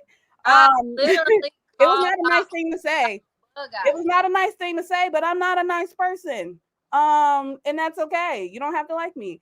But like, and then they said it was anti-Swana, and that is the most ridiculous assertion of them all because it insinuates that all Swana people look the same, or all people in the Swana region look the same, and that they all look like her. And as we know, that is objectively dumb. And so to all of this, I'm like, no. It's going to be a no for me. None of these arguments stand up to any sort of critical whatever. And they were so mad that they could not bully me and browbeat me into accepting this manipulative like framing of this topic. I said a not nice thing about somebody's chin. It was a personal insult. It was not a social justice call. All right. But they have been going on about that. And really it's because political Persian is insecure about her chin because I feel like she's done a lot of Mar-a-Lago adjacent work on herself to look like that. And I would be very upset too if I did all of that and that is where I landed. And that's really what triggered her because James said, you look like a Republican. Yep. And that's what triggered her to sexually objectify him, basically. That came from him saying, you look like a Republican. And I mean, you do look like a Republican. He wasn't wrong. Yeah. And so they harassed me for days about that, about a week. And I got so much, like, it was like constant hate all the time. And like, a lot of it was like, and I know Keandria, you know, she has her own side of this because they were simultaneously coming for her. And so she'll go next. But yeah, and so that's how I got drug into all of this. Now, at the time, they were not saying that I was anti-Palestinian. They were just saying that I am anti-Swana. And then we evolved further down the line to calling me anti-Swana just because I had the audacity to question their framing of this personal insult that I made towards a woman who was Swana. because again, anti-Swana racism is not a thing. It's just not. A person can be Islamophobic, a person can be Arabophobic, um, but the idea that I made fun of one pointy bitch's chin, and that means that I hate every person who lives in Southwest Asia and Northern Africa, it's dumb. I'm not gonna pretend it's not dumb. I'm not gonna coddle your feelings about the fact that it's dumb. I'm not gonna pretend like it's a valid argument because it's just not. And that's the autism in me, because I need words to mean something, and I need them to mean what they're supposed to be. And those words in that order don't make no fucking sense. Right. So eventually, I effectively bullied them into shutting the fuck up and moving on with their lives. And then, I'm gonna pass it over now to Keandria so that she can pick it up. Okay. So one of the things I want to say, as far as, because I know people ask me, what's your stance on Palestine? Which we've made it very clear how we all feel about Palestine, but this is something I feel like I need to say because I want people to know this about me, and I don't give a fuck, and I will not apologize for it. I have said before, I'm not red or blue, I'm black. My interest is the black people, okay? The black people in America, the black people in Sudan, the black people in the Congo. I don't give a fuck where they're at. My interest is the black people. And I think people trying to put me in any other category than that is partly why we got here, because I'm so invested in black culture, black stories, black liberation. They're like you said, I'm a black woman. They want to assign me a job, and they're like, you're not doing enough over here. Okay, I got my hands full with the black people being strung up in trees. You know what I mean? And I feel like that's partly how we got here. So I just want to make that clear. Like, when it comes to a party, I'm a black woman, so I vote in that interest. And I'm not so loyal to any person or any party that I will overlook your anti-blackness ever. Right. Ever. And so in this case, it started with me promoting my book. Now, what a lot of people don't realize, this shit has been going on for months. The first screenshot I had from Political Persian was back in April. Same. I've been into it with her since April. I was gonna say, I literally went on her page and she had documented everything. I was like, this bitch been bothering me since April. The first comment was from April. And can we just stop and acknowledge how weird that is, that she had beef with you since April and you ain't know to fucking August? Like, what, like, and when I say that this is a coordinated, targeted campaign towards the black women on this app, that's the type shit I mean. Carry on. Real quick, Keandra, before you get in there, because I don't know, like, your followers and who all's in the chat, and I'm paying attention to the chat and probably shouldn't, but I want to address the fact that y'all keep bringing up that Buzz Life shit. Get the fuck over it. And it keep, hell, every marginalized group has been called a bug or an insect by the oppressors at some point.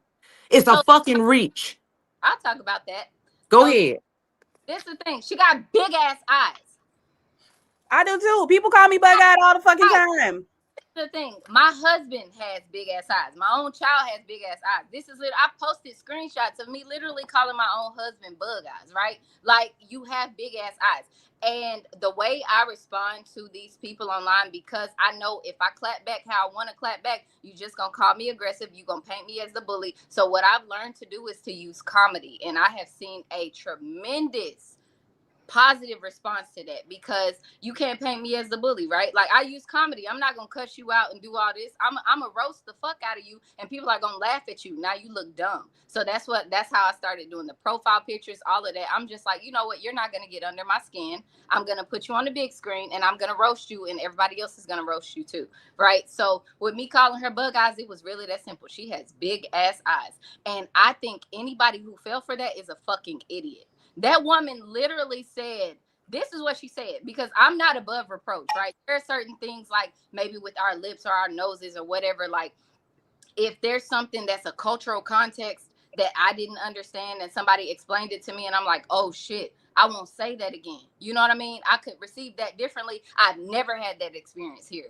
It was specifically Political Persian being manipulative. She said, by calling me a bug, she is saying that I, a Swana woman, should be exterminated. Are you fucking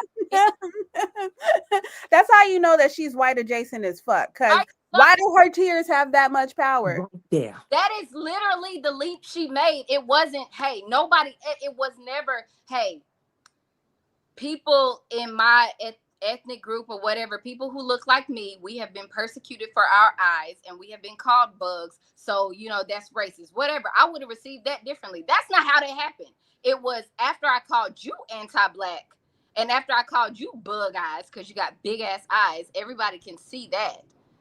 It was, oh, she's trying to say that I should be exterminated. Are you fucking kidding me? I literally laughed at that. I laughed at that because it was dumb. Like you said, it was dumb. It wasn't rooted in racism. It was your specific experience. And I'll say that too, because I'm against harm, period. I'm against killing people, innocent people. I really just wish everybody would just stop killing everybody. You know, could we just stop killing everybody? Because that's so crazy. Like, I'm against harm in general, right? So to think, I think it's dumb. I think it's dumb to think the civil rights activists who led an entire movement to stop harm in the United States just hates everybody in Southwest Africa, Asia, and North Africa. You know what I mean? Or whatever the region is. It's crazy to think that I would just hate them and want harm to come to them when my life's work is to stop harm. That makes no sense. I don't hate anybody. I'm gonna cut in here because Gia Spruce is just really insisted on there being a history of this. Okay. Okay. I would like. Oh, go. You want to cover it, Diane? Yeah. So I understand. I had somebody reach out to me and say, hey, this is why the bug eye thing is offensive. Okay. People talk about exterminating people in the Middle East. Swana, now my bad. I'm locked in with you. But it was very disingenuous for a political person to say that because y'all may not remember this, but back in June, Aaliyah, I'm so sorry, girl, if you're watching this. She made a post about, I think it's Aaliyah too. She made a post about Iran when Iran was having the bomb situation. She made a post and she said, hey, Iran, and then she put the address to the White House.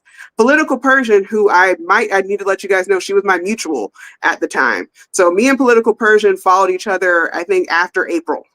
But then she started posting weird stuff, and I was like, I need to kind of watch her because some of this stuff might be a little anti-black. Then I saw a comment randomly in April and said, that's noted. When Aaliyah posted about, hey, dear Iran, here's the address to the White House, Political Persian goes on her page and says, wow, as if the America hasn't done enough, you want to and she went off. There's a screenshot. You can look up my name and Political Persian and you'll find all the screenshots. But she made a post about that. And then Aaliyah was like, hey, I would literally never wish harm to the Iranian people. I know that America's harmful. Why, don't say that. And I was like, hey, maybe she misunderstood the post. Typically, she's kind of cool. I was wrong. Typically, it's not the way.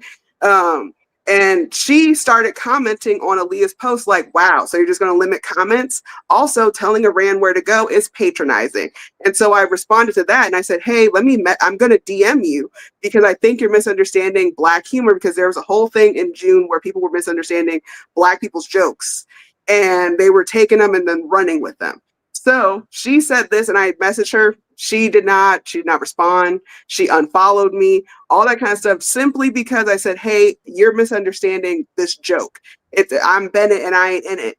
So she has a history documented of being anti-Black and taking something that somebody says that a Black woman, I need to specify, she does not do this to Black men at all, but she will take a Black woman's quote and she will say, hey, this is how this could be anti-Swana, and post it on her page, and then all of a sudden all these people want to go back to the other person and say, you're racist, you hate Swana people, all this kind of stuff. That is the same exact pattern that happened with the Bugs Life picture. Y'all beefing individually. Yeah. It's an individual beef. If I could just get in to the point of pattern, you have to remember that the Bugs Eye shit came after she tried to make my comment about her chin, which is not at all related to her ethnicity or her race, and it's very individualized feature. She Yeah. did the same exact shit. And so she takes any comment about her appearance and then tries to make it something bigger. And I have been really thinking about a name of what to call that, because I do think that that is a behavior that needs to be named. When somebody who is manipulative takes something that is not at all structural or systemic and that is very personalized and tries to make it into something else. My comment about that cis woman's chin was not transphobic, but she found a way to make it so. And it's kind of like, you know, and so that behavior of hers, even if you can argue or you want to argue, because I don't think you could argue, if you really want to argue that it is valid in the context of her being called a bug, it was absolutely not valid in the context of talking about her ugly ass Right, kid. exactly. But she Let me did jump. it anyway. And the reason that she's always going to do it is because she knows that it works. You Yep. can't.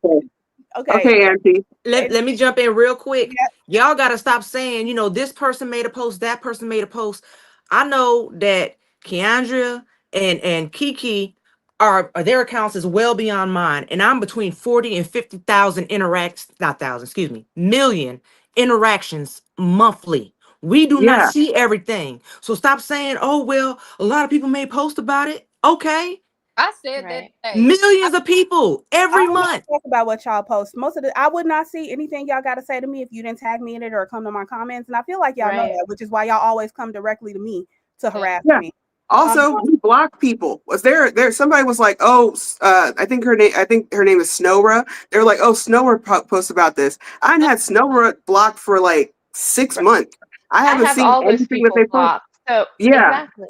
I have And then all those also, people blocked for the same reason. And I don't see everything. And I think I probably have the smallest account of we everyone on this have stage right baby now. accounts and we don't see anything. But also, Right.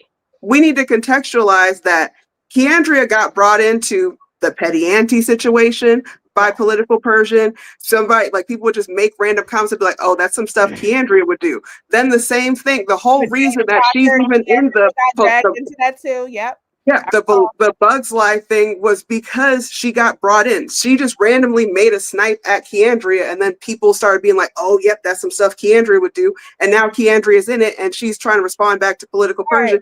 It's I'm the gonna whole stop right thing. here and say that Gia, you can go, girl. I don't got time for it. You have a good one. Next. Yeah, so it's one of those things where like Keandria wouldn't have even had to respond if people didn't keep just bringing her. Especially we just like political Persian has been following her. Stating Like on it is harassing me. Yes. Stalking is to the point of harassment and stalking. If I have said, "Hey, leave me alone," and I have blocked you and you are still repeatedly reaching out to me, that has been Absolutely. months for months for months. And I want to say this because there is this, I don't know if it's the left, I don't know if it's the social climate we're living in, but I feel like there is this sensitivity to where, oh, I have to make sure there are certain lines I don't cross regardless of what anybody does to me. I'm not that bitch. I don't I'm feel not either. I'm I'm not not that bitch don't either. come up here fucking with me. Even with like the bugs eye thing, like if that is something in social context or cultural context that I should learn about or I could have received differently. How the fuck can you harass and stalk me and expect me to receive that positively? I should learn And I about your culture after you have been harassing me. I think that that's unfair. I think that and I want to point out, Keandria, and to everybody else, this is international, y'all. I want y'all to know that we are being harassed from people that are not even in fucking America. and I Thank want you. getting death threats from all the way across the pond. with political Persian or anybody else to harass and stalk me for months and bother me and antagonize me. And when I respond, to police my response and say that it was insensitive to your culture, that's like breaking in my fucking house and complaining that I stepped on your foot. Bitch, I don't give a fuck about your foot. Why are you in my house? I've asked you to leave me alone. If you would have left me alone, you wouldn't have to worry about me being insensitive to your culture because your culture and your big ass eyes would have been over there, away from me. And reminder, political Persian blocked me the first time I called her out about petty aunties, even before I made the comment about her chin. So she coordinated all of those people to attack me somehow from a comment she couldn't see. Yeah, y'all send the screenshots. Send the screenshots. Everybody got screen cap. All of a sudden, we send the screenshots of people who have people blocked for months. Political person shouldn't be able to see my post because I blocked her in August. But she's got my post. She's got everybody's post here, but everybody got her blocked. Posting commentary. And I blocked you in April. Right. That's weird. You're weird. That's weird. But weird one. And we'll get to this in the next part about how all of them have these multiple like profiles that they use to fucking monitor us like they're the goddamn, again, Palestine police. Like, what the fuck? But Keandria, I know that you have had, that was kind of my last big run-in with them before recently. Because again, I think I effectively bullied them into minding their business for a little bit. But just from what I have seen, their harassment of Keandria specifically has been insane, nonstop, ridiculous. Every day. They have brought up this woman's disabled mother being, sexually assaulted. Absolutely fucking disgusting. They have gone and sought out her brother, who is a fucking pedophile, to try to get dirt on her. I don't know what their specific, like, what's the end goal? What is the end goal? Like, but what is the point? And I say this, violent art of her. Yeah, people have had beef with Keandria since Shiloh Hendricks. People have been saying she's a grifter, she's a this, and I'm like, how is she grifting? She ain't take no money from the we're trying to stop the money. She did a job, she did a thing, she figured out who was doing what, and she publicized it. It's the same thing that I did with Candlegate. And people didn't call me a grifter with Candlegate. They didn't say, oh, Diane's trying to capitalize off of this, da-da-da-da. We did the same type of research. And we put it out there, say, hey, here's what's going on. Here's who this is behind the mask, who is sponsoring this type of bigoted stuff. And for some reason, people are like, Keandria is a grifter. And hey, look, black men, I love y'all, like in the theoretical sense. But a lot of the hate comments about Keandria and Shiloh Hendricks come from a lot of black men. And then I find those same black men on Political Persian's post egging her on, saying, yep, that's exactly da-da-da-da. On Mia's post, that's exactly da-da-da-da. That's not cute. That's not cute. And that's not fair. And it's been going on since April. Yeah. And 7 months. Like I said, my block finger is trigger happy. And so that's when, after this most recent bout, right, I was like, maybe they're not necessarily bothering me right now, but I see them attacking this black woman too much. And I don't fucking like that. Because now this is a pattern. You've gone after Petty Auntie. You've gone after Keandria. You've gone after me. And you just keep going at Keandria. But I have been successful in getting you musty bitches to leave me alone at least twice now. And so let me enter the chat. Because it's just not okay for like their behavior has just not been okay. And I know that Keandria is a strong person and she is resilient and she can defend herself, but she shouldn't fucking have to all the time. She shouldn't have to.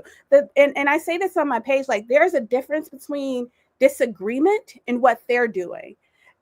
People pop up on my page, they disagree with me. I say, that's fine. I don't give a fuck though. And then I move on. Now, if they keep pressing the issue, I block them. And that's cool too, because you can disagree with me and I cannot give a fuck. And we both have the right to those things. What you don't have the right to do is continuously shove your opinion down my throat. What you don't have the right to do is continually attack me. What you don't like, it's like they feel like they have to have some sort of power to force whatever they're thinking or feeling onto us, because bringing it to us in our platform will get it seen by more people, because nobody gives a figgity fuck about what they have to say in their nobody ass corner of the fucking internet. You got 3 followers and 1 reshare in the past month, and you over here? You over here? Okay. They do it because it's fun to them and they think they don't face any consequences because they're not in the United States. Yep. You think it's fun. You think it's sweet, and that's not cute. I'm gonna find you. And Yeah. that is exactly why they were going after me like that. And I saw somebody say, like, oh, it's the influence and it's the following. It wasn't that. It's the fact that your mutual aid actually gets motion, right? It Yeah. Because I, all of these accounts, they have mutual aid stuff that they're trying to do, but it don't go nowhere. And then they see Keandria over here being successful with all of her campaigns, and they're like, oh, she's using her platform in a way that doesn't benefit me. I'm not okay with that. How can we take away her influence and try to flip it onto us? That's what I think it is. And then when I started, really digging into each of these people, like, okay, y'all say that y'all really pro mutual aid and that's y'all purpose, and you feel some type of way because if you look at it, like I said, I posted a status about how I didn't do mutual aid before I was even on these people's radar officially, publicly, and they had it screenshotted and archived months ago and then posted it yesterday to be upset at me about, and so they have been watching us individually in what we do in terms of organization or what we don't do, because that is what they're ultimately mad at. They see a bunch of Black women being visible in a way that they don't fucking control and they don't profit from. And they feel like, it's my opinion, that they want to try to take that away and reclaim it for themselves in all of their sick ass cats, because somehow they all got sick ass fucking cats. I got 4 cats. None of my cats sick. Her My cat cat's sick too, since she can't make no money on OnlyFans. like Mia, like, let me tell y'all something. If y'all got somebody in y'all group that is literally selling pussy and is not making motion, y'all just ain't got the skill set necessary, and that needs to be okay. All right, yeah, this is not the industry for you. None of them, it seems, are the industry for you. Okay, y'all mutual aid gets paid the same amount of attention as the pussy Mia is selling. Okay, Time out. If she spent half as much time worrying about her poussoir and put as much energy into that as she did being in our business and stalking us, she might have a successful OnlyFans. Hell, I think she dudes does, be because buying it she's on the corner marketing for herself $40. she's Can I marketing point out herself to people that ain't got no fucking money. one? That is so funny to me. Y'all, this group we have, I'm the bully. Listen, I bully the bullies. Keandria, I don't mess with nobody, don't mess with me, but best believe I'm gonna Keandria is match just energy. Keandria is just, like, again, Y'all are nuts. and when I see Keandria sometimes and she's responding to y'all, and I think about what I would have said, this lady Yeah. is not no damn bully. I This am. lady is not no damn bully. And so part of that also is to show you bitches, I'll show you a motherfucking bully. You think Keandria trying to cut off your mutual aid? What the fuck are you gonna do when I get my 202,000 followers to report all y'all fucking Venmos and PayPals? You wanna cut? She's interfering with your mutual aid, bitch. You wanna know what that looks like for real? For real? Look, all I'm gonna say, Fucking bothering you?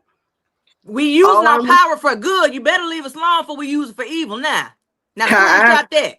I have a therapist. I have a therapist, and every week we meet 2 times a week, so I can let him know at the beginning of the week what y'all said on the weekend, and then in the middle of the week what y'all trying me for, so I can get ready for the weekend. And every week he's like, "Hey, Diane." In fact, he gave me permission. He said, "Diane, it looks like a lot of people are coming for y'all. If you feel the need to vent, as long as you're not marinating on it." And this is a key thing. If you are constantly marinating on people and on profiles and on posts, that's not okay. I like, that's not okay. I am a mental health advocate. I got my mental health first aid stuff, but I'm more importantly I'm somebody who's my mental health is very important. I have BPD. Yep. I advocate for people who have personality disorders and also psychotic disorders. I know my boundary is that I cannot be on an issue for too long. If I find myself thinking about what somebody says the next day, I need to figure out what the main issue is, because the issue is not what they said. The issue is something else. And if I'm sitting, the amount of time that people have been sitting here rotating the same 5 screenshots, and Keandria said this 6 months ago, and that petty auntie said this about me 3 years ago. Like, y'all doing too much. And I genuinely don't think that is healthy behavior. I'm not going to say somebody's unwell, but it is not healthy for y'all to be over here with the same few screenshots, making the same few points over and over and over again every time something goes the way that you don't want it to go. That's not okay. That's not okay. You got to take a break. You need to talk to your therapist. Somebody said, they had the nerve to post something I said and say she needs a therapist. They tagged BetterHelp, and bitch, I have a therapist. Yeah, so they called Keandria ableist, but then they want to diagnose her from the comment section of somebody else who doesn't like her. And they're like, I trust the somebody else who got the screenshot from somebody else who's mad and has had a beef with her for the past 7 months. And I'm going to trust their opinion of her. And then I'm going to go and give a diagnosis of a person I've never met before with a personality disorder. They gave a diagnosis of a personality disorder. License go somewhere, because what the fuck was that? Can I say something? Yes, yeah. Because since you mentioned that, because we as Black women don't have a lot of space to be just open and vulnerable and sit in our feelings. And I want to say, like, the whole she's ableist, turning it into internet chatter. When I say to my soul, fuck anybody who engaged in that, because I'm a person. And do you have any idea how hard and hurtful it was to go from taking care of a disabled mother to log online to people saying I hated disabled people and I was ableist? That was incredibly hurtful, incredibly stressful. What that did to my mental health was not fair. Yeah. And again, you didn't deserve none of that shit. Out and not thinking that it's attached to a real person. I'm like, I'm sitting here fighting for my mom's health care. I'm fighting her abuser in court and getting online and seeing people say, well, she's ableist because I don't like the way she said that. Yeah. And it was hurtful to me when people tried to say that. Like, I often do not give a fuck about what people got to say about me, because I know that I am not a palatable person, and so bitch, don't eat me. But the thing that I found the most hurtful in all this was when somebody tried to say I was transphobic, because anybody who knows me and has been in community with me knows, first of all, I am queer. And secondly, you know, I love other queer people, but I especially love and stick up for trans people. I have deep community with trans people. I just had the other week, I had Angelica Ross was in my town, and we decided to do dinner together, which was an honor. I walked in, and it just so happened that somebody who I was in community with was already there with Angelica, another trans woman, because that is the community that I share with Black trans women. So for some musty, well, I don't know, I'm not going to call leftist lawyer musty. You know, I do actually think Cheryl does good work. She got this one wrong. She got it wrong. She did. She got it wrong. And I did write a really long, insightful, kind of open letter to her about, yeah, you did wrong, but and I did tell my followers at that time, like, I know that she's wrong, but don't attack her. Like, I still believe in the work that she does, and I do believe that she is a good person who made the wrong call. But and so I'm not gonna call her musty, but the rest of these bitches, y'all musty. I know y'all are. Get the deodorant with the aluminum. So like that's like, but and like, speaking of like community real fast, me and Keandria, when y'all were talking about her being ableist and all that kind of stuff, and she got beef with personality disorders, we talked. She hit me up and she said, it like is what I said, is that weird, you know, that type of thing, because we're in community with each other. I didn't have to go make a call out post and say, Andrea, you shouldn't be because that's not what community does. That's not what community does. I've had situations where I said something wild online and Feminista Jones was like, Diane, girl, you need to delete that. You need to delete that. You need to take it down, because you know you acting out. With Keandria, there's been times where I'm like, hey, maybe this is coming off this way. And she messaged me and said, hey, is this coming off the wrong way? Was this being ableist? So we have conversations. It's not like I got to go post every single time we have a conversation, make a discovery, That's not what that's going to be. And she talked to me about what she was going through. And I was like, first of all, I'd never thought the thing that she was accused of being ableist was ableist. I just want to say that was a reach. It was a reach and a half. And That's what I'm gonna say. When you're in community with people, you can talk to people and say, hey, I have this concern about what you said. She's come to me with concerns about what I've said. We've had conversations. Conversations happen. They don't all get posted. There's things I don't say now because I've learned from you, and I can say that openly. I'm not afraid or ashamed to say the lens that I was viewing a lot of personality disorders through before I talked to you, Diane, was because a lot of the abuse, to be completely honest, I've experienced a lot of trauma. I've experienced a lot of abuse, and I would say the majority of that abuse was tied to a person who had some sort of personality disorder, mental struggle of some sort, whether it was, I have a sibling who has borderline personality disorder. I have a father who has a bipolar disorder, who is a manic bipolar depressive. So the lens I'm viewing this through is when I'm seeing personality disorders, I'm experiencing abuse. And so when I'm saying like, oh gosh, you know what, red flag for me if they got a personality disorder, Diane corrected me on that and said, hey, I understand your stance as a victim, but we have to be careful not to apply that to everybody. And I learned from her because that was my honest experience. And what she did was, and I have to thank you for that since we're having that conversation, because she validated my experience without attacking me. But like you said, that's what happens when you're in community, because she taught me, hey, that was one isolated experience. Everybody's not your daddy. Everybody's not your brother. Everybody's not the person who abused you. And these people don't deserve for you to attach something negative to their struggle because your family member did. And I learned from it. Who knew? You could just talk to people and learn shit. Somebody in the comments just dropped this, Penny, not Penny. She said that is the difference between community and a mob. And I just want to stop for a second and like, yes, snaps. Oh, I need a screenshot of us all doing this. Somebody take a screenshot of us snapping. Screenshot right here. Because yes, that is it. They are not a community. They're a mob. Angry mob. They're an angry mob. They don't want to do the organizing. They don't want to do the sharing. They don't want to do the mutual stuff, right? They want to just come up with pitchforks and burn shit down. And there's a time and a place for that. Because I can also be a destructive bitch, all right? But it's not everything. It's not. Oh, good night, Aja.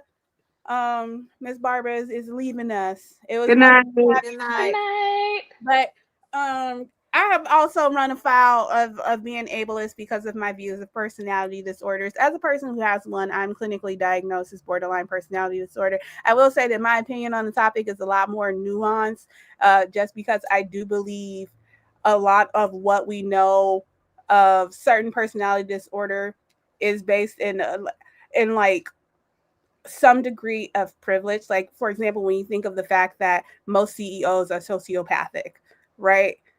You know, like there's a lot more nuance to the conversation that I feel like the average person isn't able to have. And so when they see my more nuanced opinion on the topic, they automatically jump into attack mode because they don't necessarily understand the point of view that I'm coming from. Those people, I say, you know what, that's great that you feel that way. But again, am I going to sit here and be attacked because you don't understand me? I'm not. Shit, that's half the people on Twitter. There's so many people that's illiterate on that for it to be a text-based app. Yeah. Half the time they can't read. That's what the problem is. Mm-hmm. I think for me, like my biggest thing with advocacy with mental health and mental illnesses is that we have to stress that untreated, unmedicated, undertreated, and undermedicated anything can be destructive. It just so happens that if you have a personality disorder and or a psychotic disorder, we are less likely to be able to access that medical care and receive the therapy that we need. So you do meet a lot of people who also there's a lot of people who don't realize that they have an issue. Some people don't realize the issue is there. So for me, I will always advocate that anybody, I've had friends who I went to a psych facility, I went to psych treatment.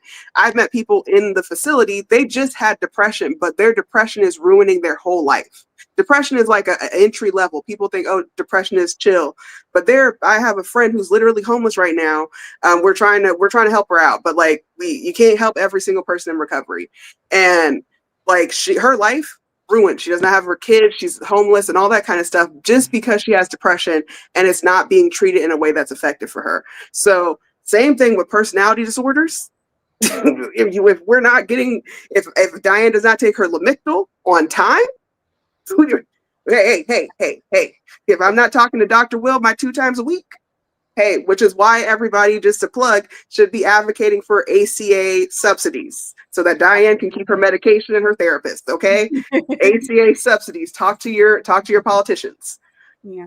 So I want to get us back on track because we have veered a little bit from our, prepared agenda.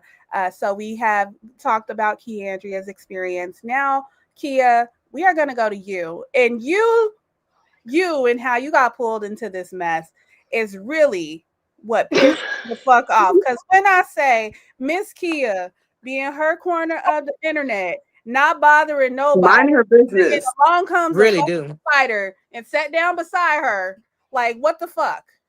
Go ahead. I was pulled in because of a mutual of mine. So it wasn't me, y'all. No, she's watching the live. So for people who may not know, in January I started an online community called The Collective. It is an online community to provide resources, to really just be in community with people and to provide resources. Some of those resources were targeted in this administration. And just, to congregate, fellowship. Part of it was mutual aid too, because I truly believe in mutual aid. And I started this organization. I have people in it. I also teach anti-racism classes. I personally don't teach them. I have 2 facilitators that teach them. And to take the anti-racism classes, you have to pay for them because everyone should be compensated for their labor. That is very, very important that people get compensated for their labor. Y'all are undercharging because $300 for that kind of work, especially considering that it's usually organizations that need it. Y'all not charging enough. But carry on. I'm aware. I've been told that like a lot. I wanted to make it kind of affordable for people. So last Sunday, I'm at a football game. And I'm sitting in my car after the football game, and Trey Talks, says, we got pulled into something. And I'm like, pulled into what? And there's a screenshot from like Antifa Communications, which I want to say, Antifa Communications, along with Amber_Waves, tried to dox me for some dumb shit that I'm not even going to talk about because that's how flippin' dumb it was. They tried to dox me. Antifa Communications got our Substack. We also have a Substack, and took screenshots, and they were trying to really come after Trey and Keandria because they thought the collective was being funded by Keandria or started by Keandria. I mean, Keandria is so omnipresent. Keandria, it's a scheme set up by Todd. He's a super villain. Oh my God. Keandria is the new George Soros, okay? Keandria is the new George Soros. And so I was like, Keandria has nothing to do with the collective. I'm part of the collective. Trey is the secretary in the collective, and that's it. And a government op right there. And they were mad that I was charging people money for classes. They were mad that the white woman was in it. When the president and the founder, myself, and the vice president are 2 Black people. It was absolutely ludicrous. And I'm just like, people can't really, everyone on Threads can't be functionally stupid. I just refuse to believe that everyone's functionally stupid. But these people are functionally stupid because they just kind of ran with it. Dysfunctionally stupid. Are they functioning? They are all poor with I mean, they're functioning enough to type their thumbs and say dumb shit on the internet. They're They not functional enough typing, for they that. doing talk to text. Using Chat GPT, you overestimate people. That's Grok talking to you, okay? I try to give people the benefit of the doubt. No benefits. No benefits. We are a part-time job with no benefits right now. Aaliyah is here. She said once again, Bush will pay for his crimes. I want him drawn and quartered. Aaliyah, I was talking about you earlier in a positive way.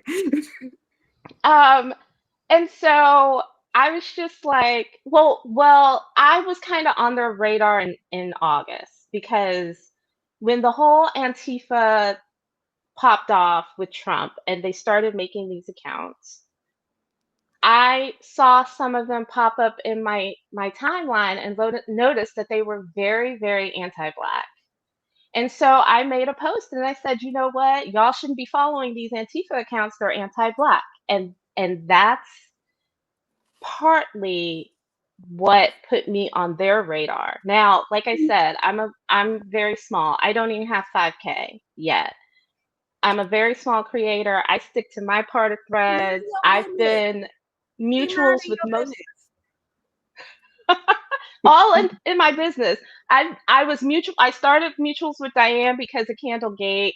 I was mutuals with Petty Auntie. I became mutuals with Candria. I was following Uppity. So, you know, nobody. I really don't. I need to do better. And so I'm just like, you know, okay, I'm just doing my thing. I do post mutual aid from people that I talk to regularly or in community with or engage with on threads. I do post their mutual aid. And so, you know, I told them that. And one of the Antifa accounts, I think it was like the trans Antifa kids or something, I don't remember, decided that they were going to make a joke. They were mad that I told people not to follow them. And so that Antifa account decided to threaten to essay me. And I'm like, I'm an essay survivor, and I'm a multiple essay survivor and a CSA survivor. So, and I talk about that very openly on my page. And I'm like, that's how you know that they're stalking, because they knew the specific thing that would have been hurtful for you. And the only way to do that is to be stalking your post. And so I had run-ins with some of the people behind the Antifa accounts with the Petty Auntie, because I started blocking all of those people.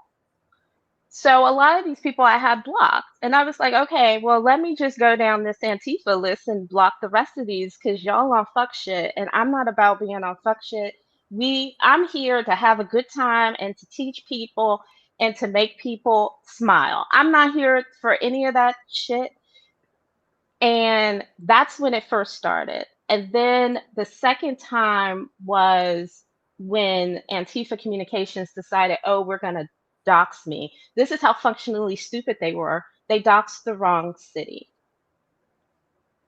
And they did the same thing to Trey and doxed the wrong city. You know how they doxed the wrong city? Because it's my understanding that they thought you lived in Chicago. No, they thought Trey lived in Chicago. Okay. I was gonna say, if they thought you lived in Chicago, the dumb bitches probably had you mixed up with me. No, they thought I lived in New York City. I'm trying to live in New York City. No, my bad. I'm trying to live in New York City, but I do not live in New York City. And it was like the dumbest thing. And I'm just like, I actually still talk about where I'm from. I'm still in the DMV area and I talk about it all the time. So how did you, like, this is how fucking dumb they are. And I'm like, and so, you know, my thing is, if you're this fucking stupid, I'm just going to ignore you, because I don't have time for that. Well, the collective got into it, and then they started taking screenshots. I'm still, at this point in time, still am not being attacked, mainly because all the main people that are attacking are blocked from my end. So I don't get it the way Keandria and Uppity get it, because y'all blocked. I got 4.5K people. I don't want to be bothered. I'm gonna curse you out and block you, or I'm just gonna block you because I don't have time. These people are still taking screenshots of shit I say and posting it for their 5 likes. And I'm like, y'all got nothing better to do with your And time? They don't. you They know are what I don't all understand about unemployed that? with their sick cats. But I don't understand is that we saying it publicly on a public platform where everybody can see it. So why do you think screenshots are a weapon? Bitch, give me a mic. I'll say it again right now. That pussy. And said what I said. And who gonna That, whoop? And again, it all goes Quote back to post the Right. me. question I Quote ask post myself every me. day when I woke up. When I wake up, who's gonna whoop my ass? their pussy Nobody. front us. You can quote post me so I can block you directly. Yeah, they All go right. their So own. now that we've all kind of gone into our experiences of how we encountered these people, we're gonna go into the next part of this, which is how we figured out that these hoes was scamming. Okay. Oh And yeah. so I think that I'll kick this off because I noticed a pattern, me being an autistic with, advanced pattern recognition. I noticed certain patterns in the things that they would say about us. And it just really helped me connect some ideas. And I was like, one, they're mad about who doesn't engage in mutual aid. Why? And they're upset about who does, in the fact that they don't get to benefit from it.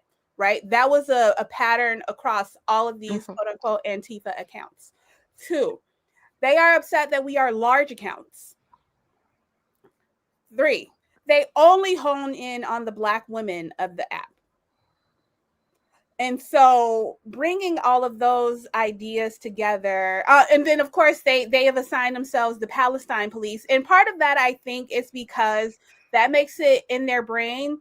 All Black women, of course, unanimously support uncritically Kamala Harris. And so that makes us all Zionists. That gives them license to attack us. That is, different than all other groups because we are the demographic of people who voted for Kamala, the most. And so the connection of all those things, I was like, okay, this is clearly a concerted effort by all of these people. Mm-hmm. And also, clearly, some of these people are people that we've pissed off before. Even though Political Persian was not mentioning us at this time, I knew the bitch was wrapped up somewhere in it because the things that they were saying were too reminiscent of, the earlier attacks that I had received. So I sincerely believe that she was one of the Antifa accounts. We obviously don't know which, but she had to have been at least one of them. And then somebody asked us, are we sure that the people we listed as the Antifa HQ account are actually them? They all need to get blocked. We are absolutely sure that Kami Mommy was Antifa HQ. We are absolutely sure of that. And she has admitted as much. And I would like to thank her for the fact that we know that as an absolute certainty, because somehow her account got blocked and banned at the beginning of this week. And when it got banned, she went on a 16-thread rant about how much she couldn't stand me and Keandria and how it was our fault. But she also tried to claim that she had never interacted with us before. How are those two things true? False. And then from that, somebody noticed that Mommy's account was gone. And so we were able to say, like, this is most likely Kami Mommy. Okay, who is Kami Mommy? Somebody found her actual identity. Okay, we know that this is Kami Mommy. We know that her account got shut down for fraud. I didn't accuse the bitch of fraud, and neither did Keandria. Who accused her of fraud and why? And this is where we get to Diane. That was like, I did it. Diane's like, I did it. I did that right there. I did it in the kitchen with the knife. It was me. It was me. But the thing is, it actually wasn't me.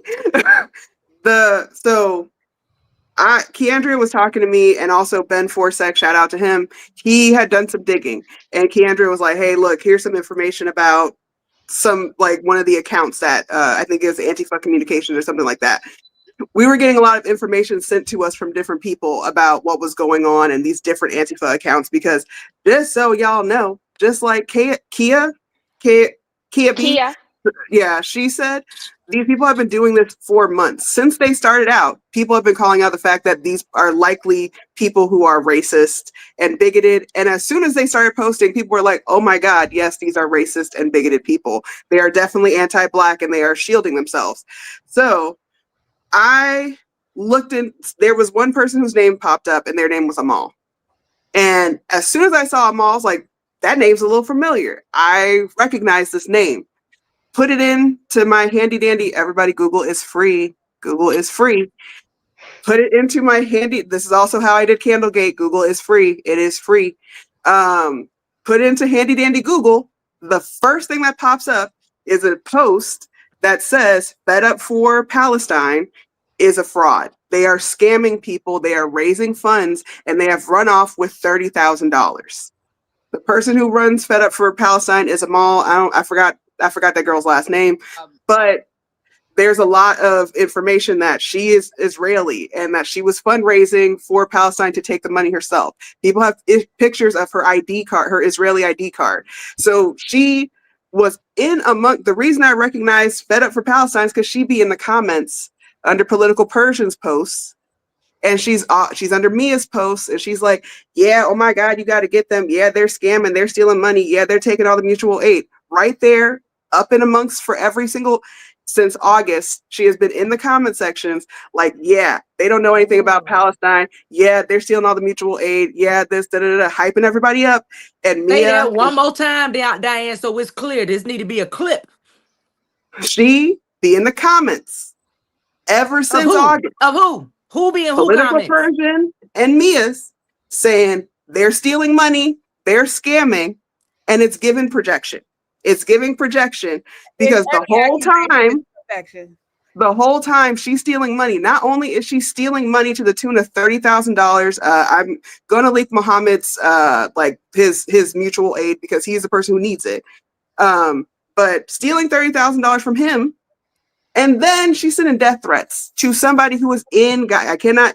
The person is in Gaza, and she's putting a hit out on somebody in Gaza. And that is the people are reaching out for me from the organization who have also been hurt. This is kind of like Candlegate, where like Camp Call Out did one thing that was bad, but they also did like 50 other things. So I will be posting more about the situation with that group. This is not the time and place for it, but that's how we find out they're defrauding people. But also, even before that, you're going to the Antifa accounts. Number one, they're not posting mutual aid very often. They're not. Unless it's for themselves or their exactly. Friends. It is for themselves. Me off too, because they kept saying y'all are anti-Palestine, y'all are taking money from Palestine, and it's a personal thing. But when we go to your profiles, you are talking about, again, your musty white friend with the sick cat. Make it make sense. Make it make sense. That's all I'm saying. And so, like, originally, we thought that they were attacking us because it would get them attention for their musty white friends and their cats. And then we came across this. So it's really a funnel. It is a funnel. And the thing is, people accuse us of being in a group chat. We just got in a group chat to arrange this live. This is the first group chat we've ever been in. And the fact that I know that y'all are in Discord chats, y'all have commented and said, oh, I know a Discord you guys can go through, all that kind of stuff. You guys are sitting here creating all this stuff and keeping these things hyped up. In public, FYI, in public, we have DMs on Threads now, and you dumb bitches are doing it in the comments section of your threads, like dumb motherfucking people. Why do I know about your Discord? No. I mean, they're dumb for other reasons, but that right there is because they think I'm not in this country. I'm not going to face consequences. They think they are not going to face consequences. And that's cute.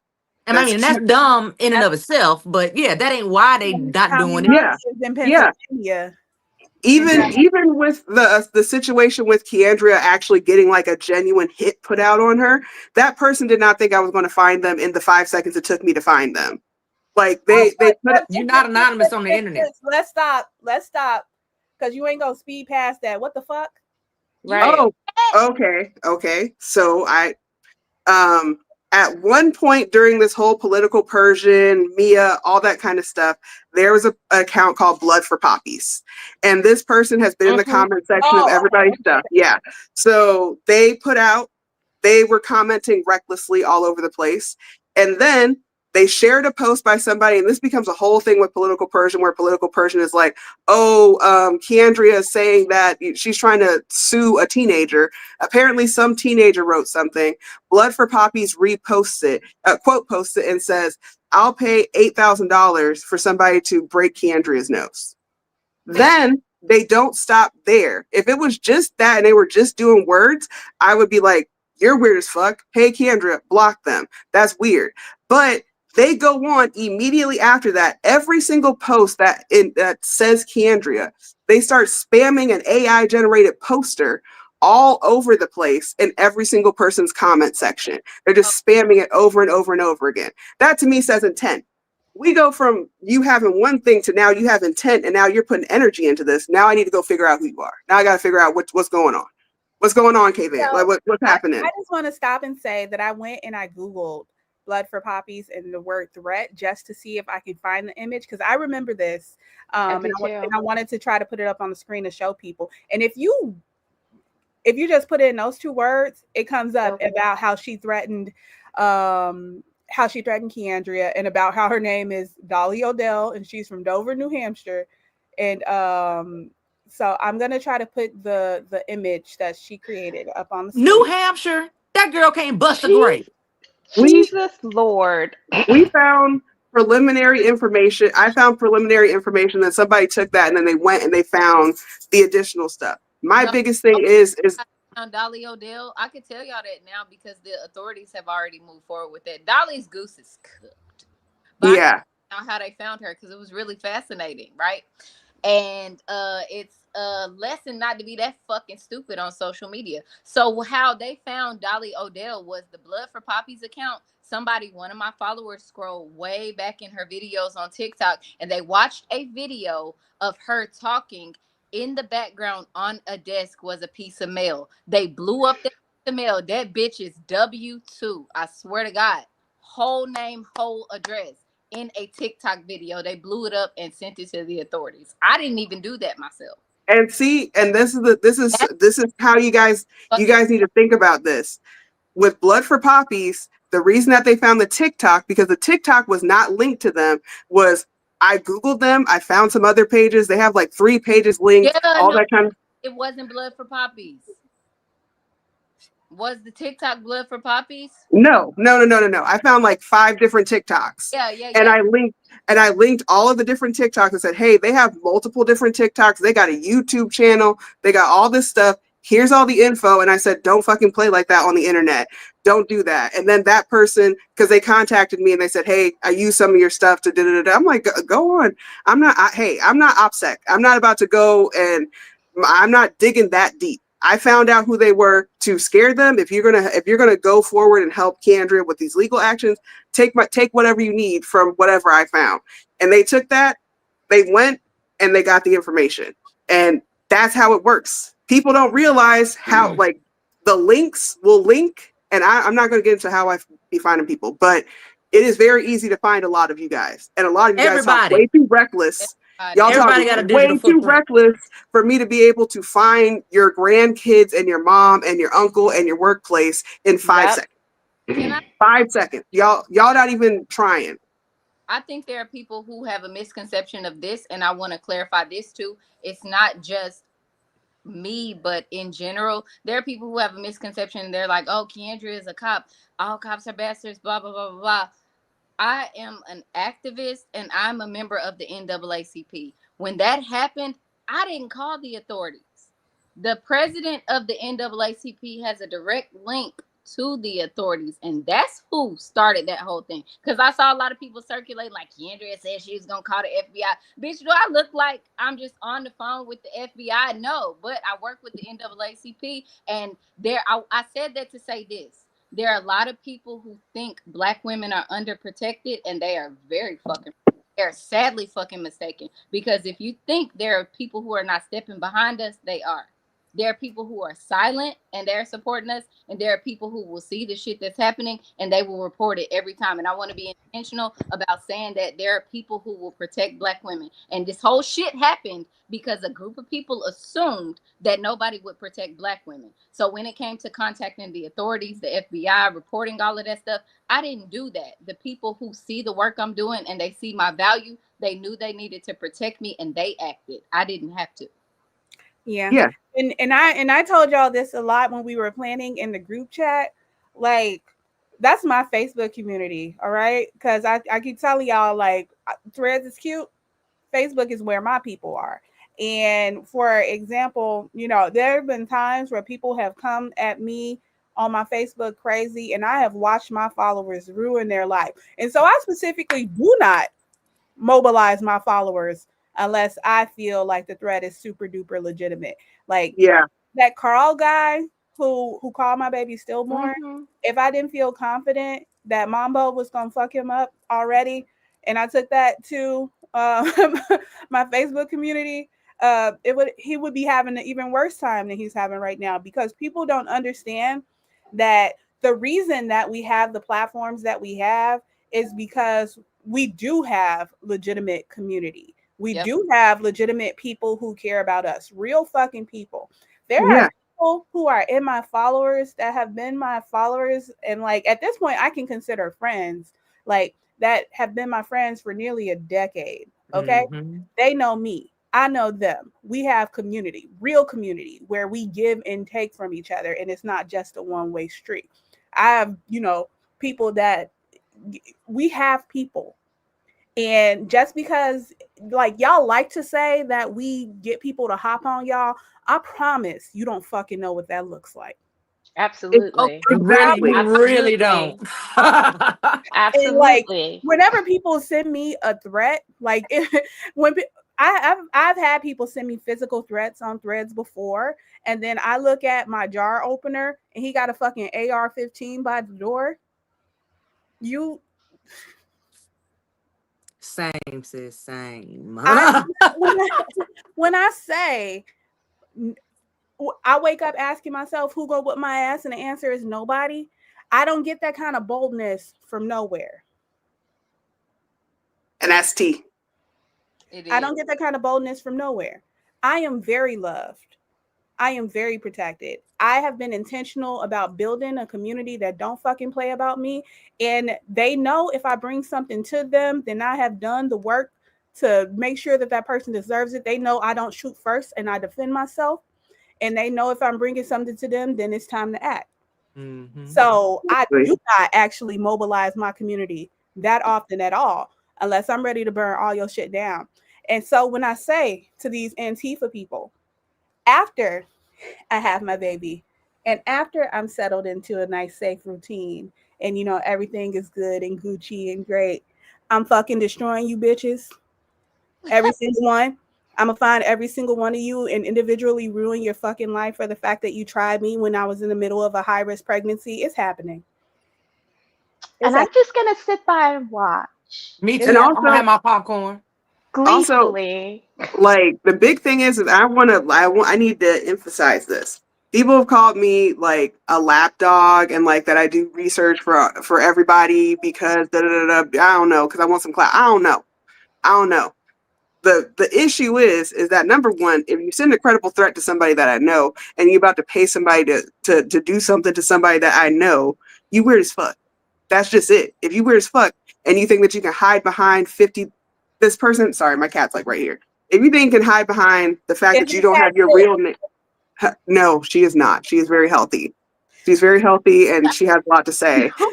I guess it's just so interesting to me how all these white leftist cats are sick, but all these black leftists, all these black progressive cats are healthy and thriving and living their best lives. I don't know. It must be the school I sent her to. I don't know. She got a good school. She got good insurance. I don't know. But she's also very active on social media. She has her own little following. She actually was in the newspaper because that's how much I love my cat.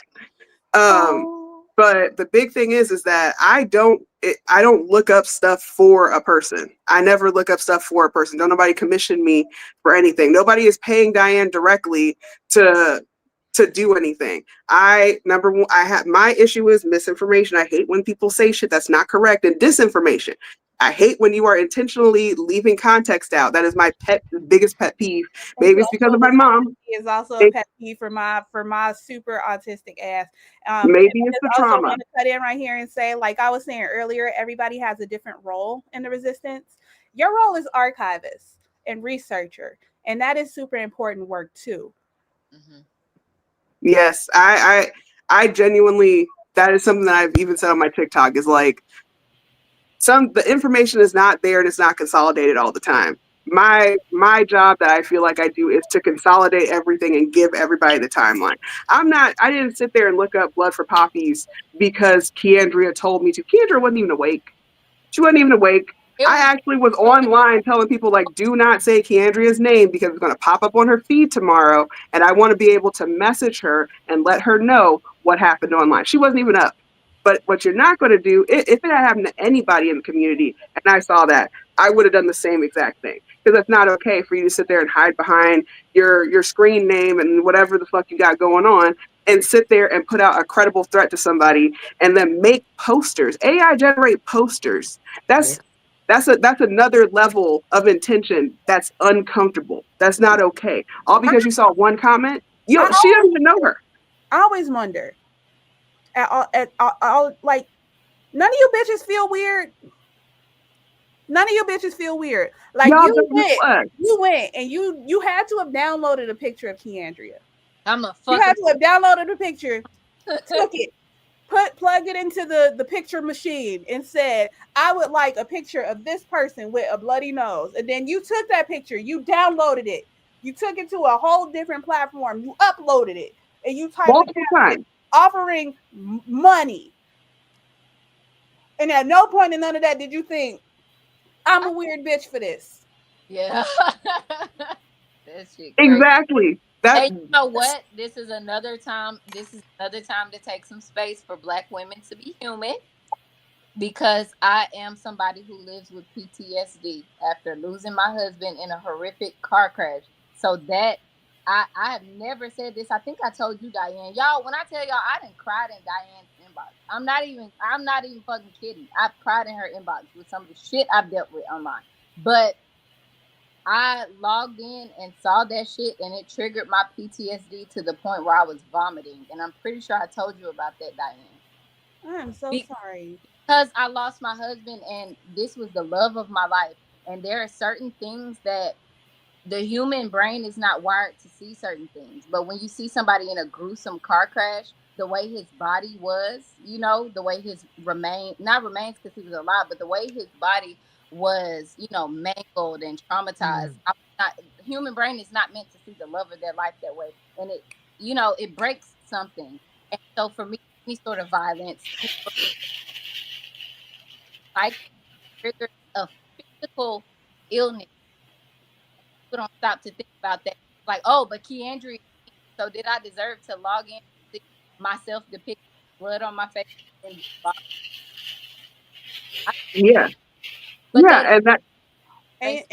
just so you know, Keandria, you are breaking up right now.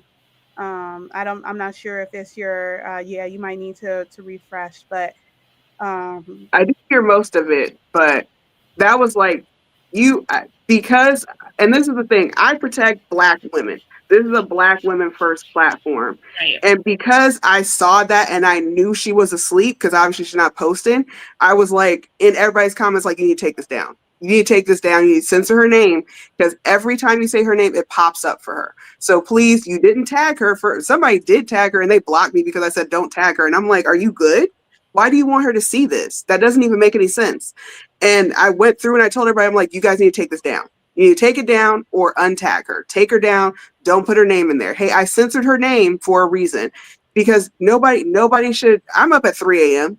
I'm up at 3 a.m. with the weirdos, but nobody should have to wake up and log on and see something violent about themselves.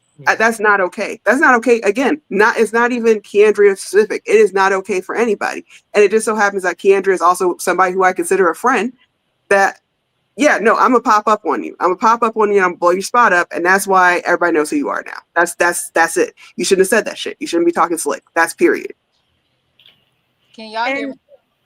Yeah. Yeah, we can hear you. And my whole thing is that none of their responses are rational responses to anything that we say or do.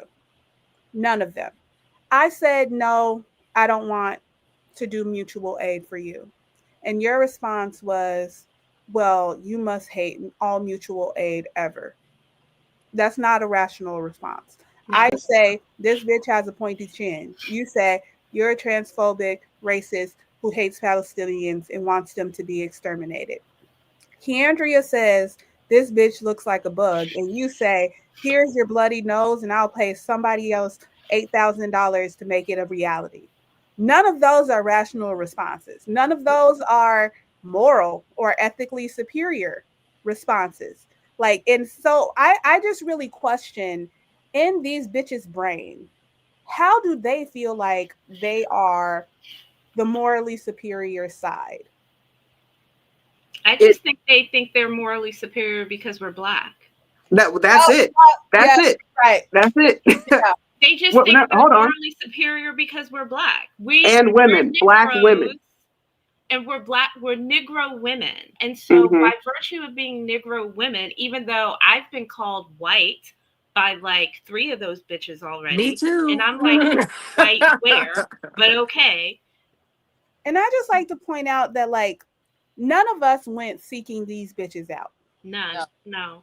I was minding my business. We were all in our little Black woman corner of the internet because all of us have audiences that specifically are centered towards Black women or Black people. All of us.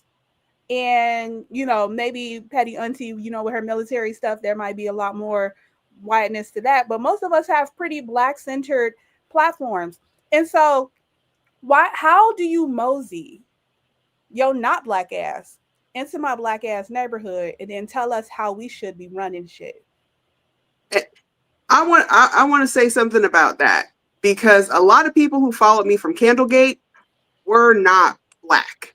I got a lot of y'all to follow me, and that was good because I needed people to be like, "Hey, Diane, you extended too much labor on this," and that was good for me to have a community. Can we have a moment of transparency about that?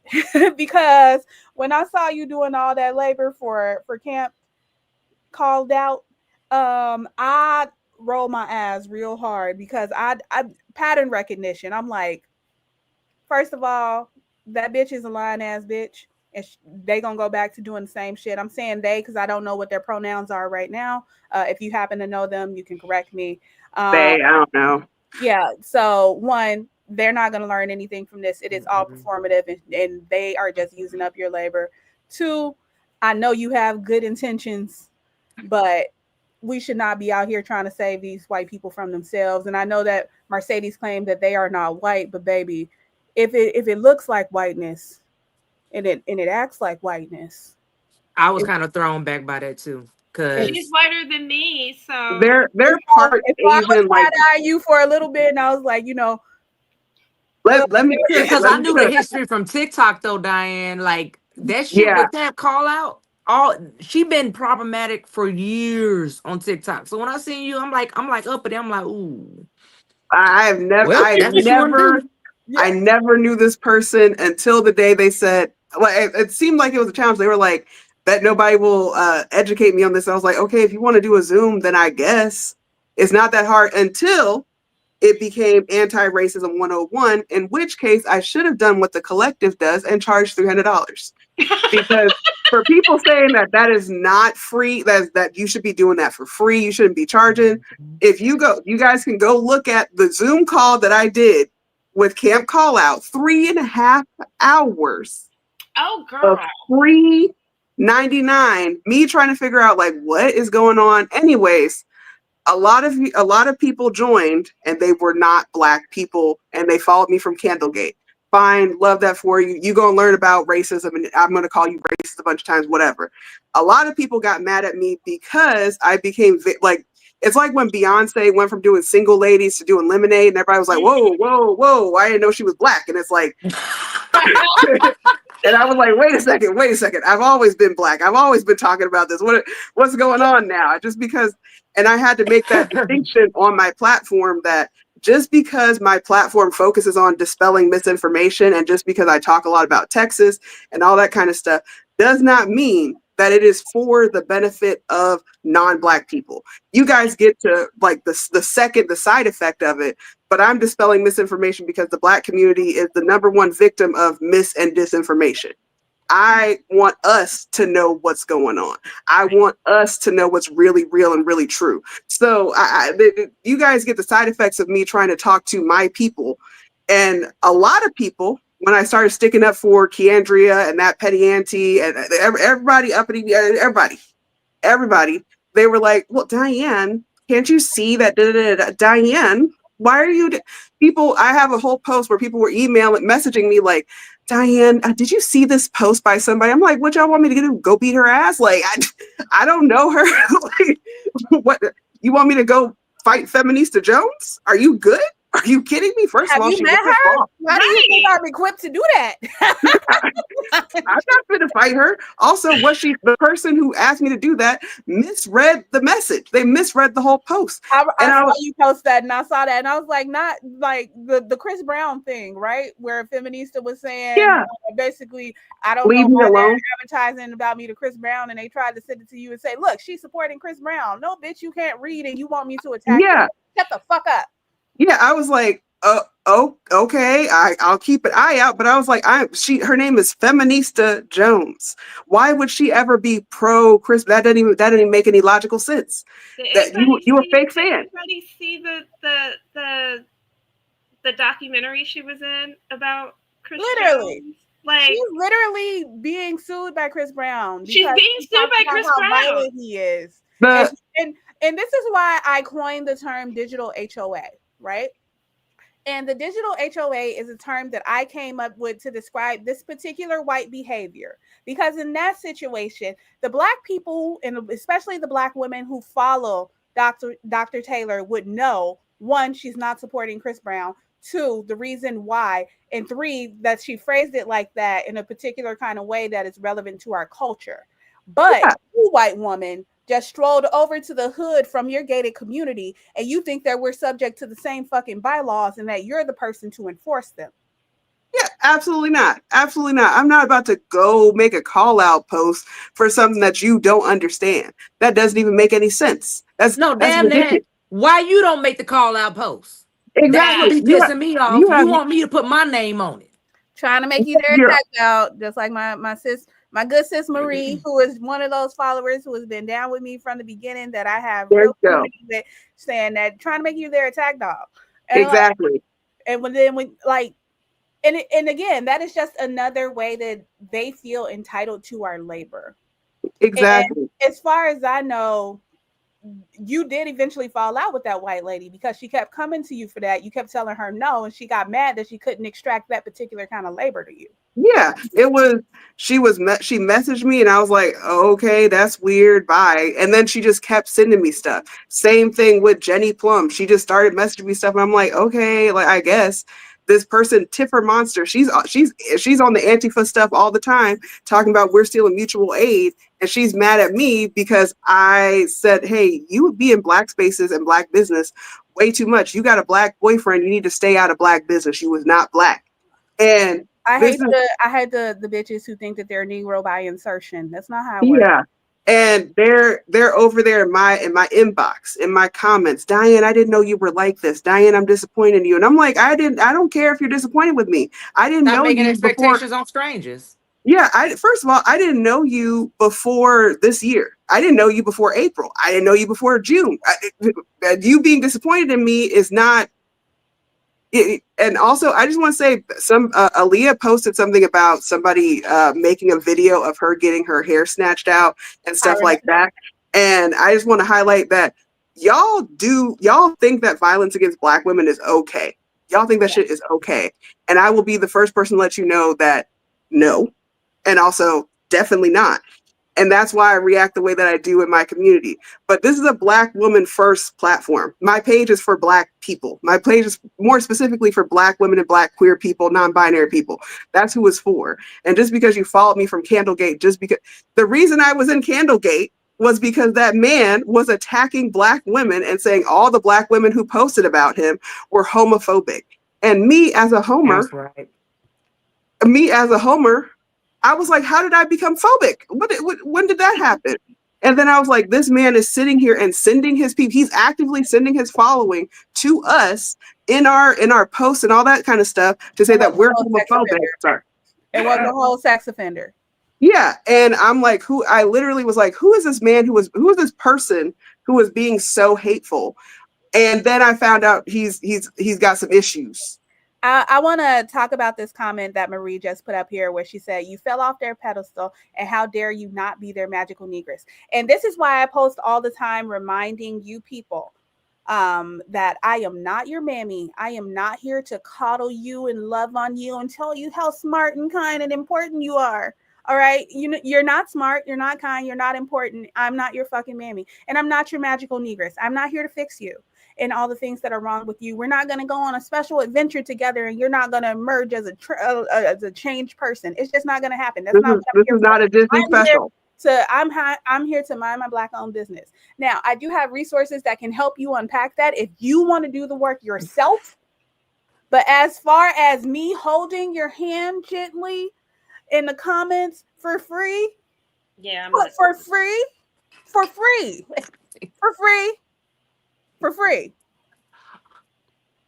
I feel like screenshot moments. Somebody screenshot all our faces right now. For free. It's a no. Because even though I love the idea of me being able to change every single person in the world's mind, I feel like some level of that is hubris. I am a singular Black woman, and while I am smart and talented and all of that, I cannot be all things to all people, and it would be silly of me to believe that I can be. Yeah, and it's not fair. I have limits as a human, and I don't think it should be my job to change every single person. Now, people will often tell you that I do change their mind on things, but it's never because I, gently held their hand and coddled them and swaddled them and, rocked them Betty by. It's because they wanted to learn and do better. Yeah. And what I've learned over all of the years that I've been a content creator, and my content has always been on kind of the same subjects of like me navigating the world as a Black, queer, disabled woman and what that means for, how I interact with the world around me. What I've learned is that, and people have actually come to me and been like, Kiki, like when I first came across your content, it would make me feel so triggered and it would make me feel so defensive and it would make me want to fight you. And I'd be like, all right, now to beat your ass. And then they'll be like, but you know what? Over the years, as I've learned, as I've grown, as I've invested in myself, I realized that like you were right.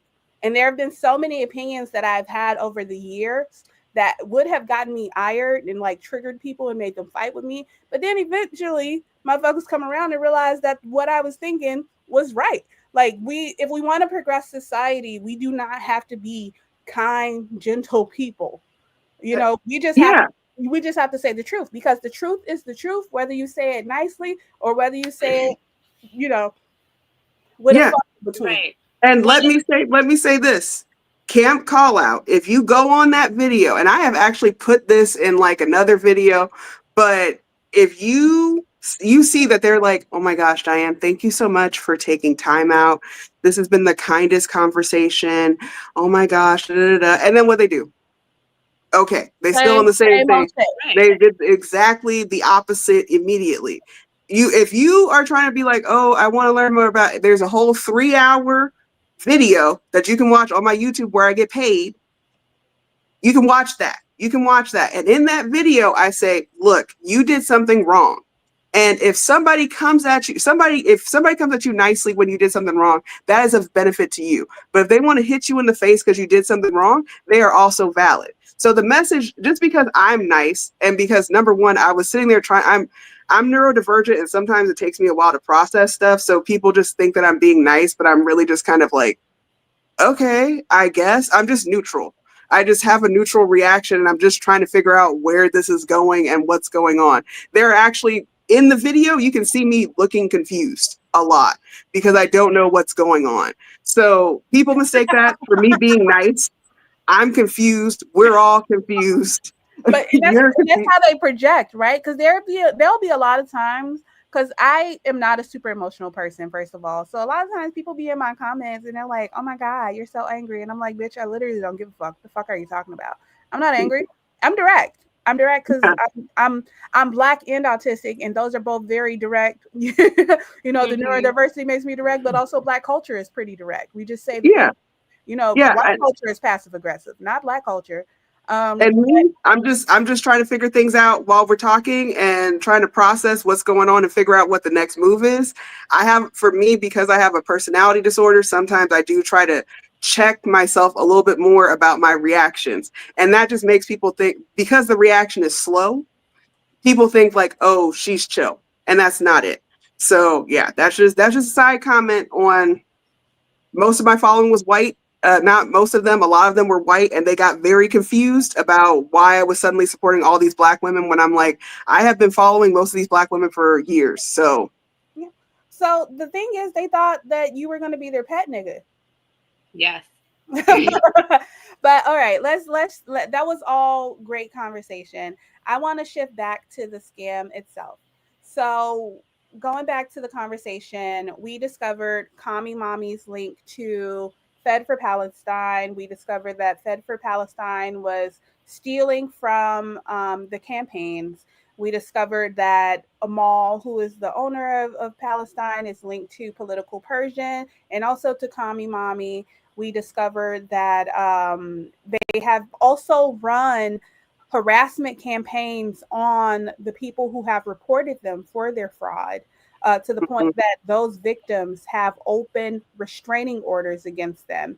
And at that point, I spent all day gloating because I'm like, I've been telling y'all bitches that they are the ones harming mutual aid to Palestine and they don't give a fuck about Palestine. I've been telling you bitches that this is all a cover for something and I don't know what. And I have been telling you bitches that it's some white nonsense. You said money.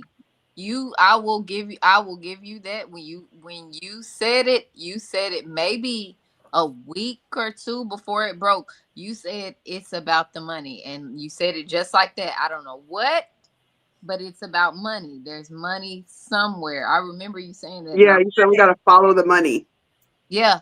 And we did. And it landed us to Fed Up for Palestine, to Kami Mommy, who was Antifa HQ, or at least one of the people behind Antifa HQ. I do believe that they create, general stalking profiles that anybody can use. Yeah. But for certain, Kami Mommy was linked to Antifa HQ. Yeah. And so now we know these things for certain. And I go on a gloating campaign across threads because I'm like, told you, bitch. I told you, bitch. I told you, bitch. I told you, bitch. And now we are seeing the response from these pages where some of it is denial. A lot of it is denial. And then some of it is there's been a lot of them who have been rebranding their pages from Antifa, derpity derp derp, what the fuck. And so I do feel like there's probably two sides of people who were definitely aware and did not care because they were benefiting in some way, whether that was from the sense of community that they created being an angry mob, and then there are people that legitimately didn't know and they thought that they were supporting a good cause. And I don't have empathy for either side, just so you know. It's fuck all of you, and I'm still coming. It's fuck all of you, because you were all okay at the end of the day with these people lying on us. You were all okay at the end of the day with these people attacking us. You are all okay at the end of the day with these people threatening us. And so I would like to know, in terms of your individualized experiences, what have you been experiencing since we released this information? And there's receipts for all of it. So it's not like it's even questionable. And I want to start. It looks like Michelle has her hand up, so I'll start with her. We can't hear you, sis. My bad. I was threatened with being publicly raped and executed.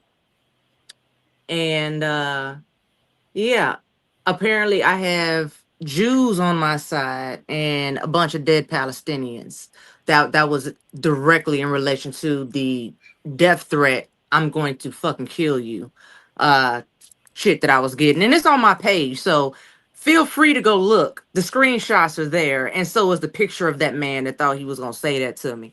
Do I know if he is directly related to them? No, I cannot definitively say that. However, I had never interacted with this man, period. His first comment to me was that I need to be raped and publicly executed. Very first comment. Always rape. And then to bring up dead Palestinians and Jews, and we've had zero interaction. Yeah, that's going to lend me to It's giving believe. connected. Yeah, Yeah, it's giving connected to me. And I'm so sorry that somebody did that to you. Like, because I did see the thread, and first of all, it was not at all related to any of the drama, and it was not at all related to Israel or Palestine at all. And so for them to hop out of left field just as they saw you, had some kind of idea of what was going on, and decided to use that as their opportunity. And so I do just want to hold space for the fact that is really fucked up. And if that person finds themselves, if that person ever comes here, that person won't leave here. Okay. Period. Period. And the petty uncle said that's that on that. All right. The petty uncle said, "Try me." The petty uncle said, "We homie don't play that." So don't play with the petty auntie. And yeah, so I just want fucked up. Period. I personally, my experience. So once I realized what this was really about, and that it was money, I did publicly say on my page, these are scammers. I can tell that they are scammers and they're not actually doing anything for Palestine, because they don't say anything about Palestine actually on their pages. It's all harassing Black women, taking our names, using our names to boost themselves, and then asking for money for musty white leftists and their sick cats. So what I am going to do is I'm going to individually report all of their begging asses and their payment. Any post that I saw where a harassment of a Black woman was happening and a ask for some fucking money was happening, and I will report their Cash App. Sure did. Report their Venmo. Sure did. Report their GoFundMe. Sure did. Yep. Because why is harassment of a Black woman, especially with a lie or misinformation or a skewed screenshot, why do you think that is an okay place for you to ask for money? Mm-hmm. Right. Why is this what you build your community around? And then how do you then say to me, a Black woman, that this is for Palestine? Where are the Palestinians in the room with you? They're not. And so, of course, they took that and tried to make it seem like I said all mutual aid askers ever are scammers. And, that took off to this whole thing where, like, for days, people were blaming any whatever that they got. Hold on. She ain't get no uninvolved Black families shit reported. Whoever the hell D is in the comment, that ain't got shit to do with what we got going on over here. The way y'all feel like we super villains. I missed that. But you know what? Let's pull it up to the stage and let's talk about it. All right. Who are they? Because last time I checked, we were helping a Black mother of we raised $1,500 for a Black mother today. $1,500 like that. Also, the thing is that she's very specifically said, if you were on the Antifa account and you were talking negatively and being anti-Black to a bunch of Black women, and then she went and she saw that you were doing something musty white leftist behavior. I specified specific accounts. Yeah, report it. So there's no Black family that anonymous Black family that suddenly got reported. Now, what you need to be aware of is the fact that in response to us saying, hey, these people need to be reported, Antifa accounts started reporting other Black people. This is a thing. Also, right now on Threads and wherever, they are flagging mutual aid campaigns. So there's a whole technique to this. But do not think that it is us or Kiki or anybody over here saying that you guys need to report every single campaign that you see. Da, da, da, da. No, there's discernment. We're not talking about Black women. If we see a Black family, we're not going to sit there and report it. But also, Antifa, in response, even is before reporting your shit. They were reporting legitimate campaigns that Keandria was boosting because they didn't like Keandria being successful in her campaigns and wanted her to fail. So if anybody has attacked innocent Black families, you musty ass bitch, it was them.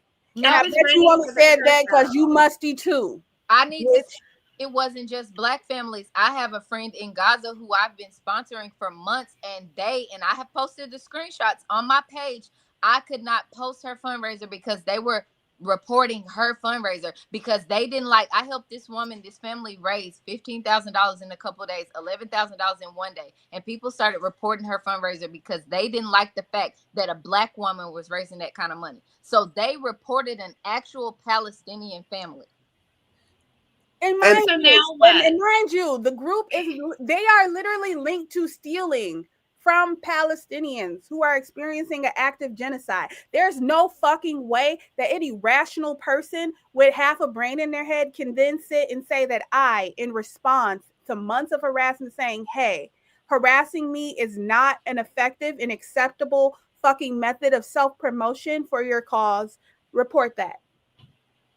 And I'm not a wrong person for that. And if you think I am, that's great. I need you to know I don't give a fuck. And I just need you to know that if you think that is an acceptable price to pay, bitch, is not, and I hope you suffer. And that's on record. You can put it on record because I don't care about being respectable. I don't care about if you people like me. What I care about is not being harassed. And if the way to shut you up is to take away your means of begging, then bitch, I will do that. And I will not feel bad about it because why do y'all think harassing me while I am fucking 8 months pregnant with a high-risk pregnancy and is an acceptable fucking thing to do? Now, mind you, I am a resilient person and I am a very emotionally regulated person. And I am able to keep the impact of what you hope will happen here to a very, like, a minimum. But it doesn't change the fact that you tried. It doesn't change the intent. And that intent needs to be punished.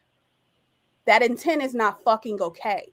I'm not going to pretend that intent is fucking okay. I'm not going to pretend that it's acceptable for you to try to eat off of it. Starve, bitch. And so now what? Now that you know the truth, Dee. First of all, Dee, did you go to any Antifa accounts and ask them what you were going to do? So he's bringing up Peaches. We ain't had shit to do with Diva. We ain't had shit to do with Peaches. Peaches has been broke and begging in mutual aid groups for 2 fucking years. She has exhausted her community, and that's why her acts don't get fulfilled. You are forever banned from my channel, with musty ass. Kid, get the fuck out of here. I was just gonna respond because they gonna say because y'all gonna attack her. No, the fuck we not. We don't even know. She didn't come in here saying that. Your dumb ass came in here saying that. If Peaches had come to us for help, maybe her ass would have been fulfilled. But she decided to try to promote her shit by pretending that we're attacking her. We're not. And now we're not going to help you either. Why would you just come and ask? You see, I don't even know who that is, to be honest with you. Brag, but my platform moves in the thousands. I have moved in the hundreds of thousands of mutual aid in a day. And I'm not exaggerating. So these people get weird and they're too proud to come and ask for help. So they want to take it, and they want to take it by attacking me and redirecting the funds to their pages. And it never fucking works. It never works, and it never will. And that's why they're still attacking. And I think Peaches like followed me. But the thing with me is I am not going to blindly just boost your mutual aid. Like, I have had people follow me and not interact with anything that I do. And all they do is post their mutual aid.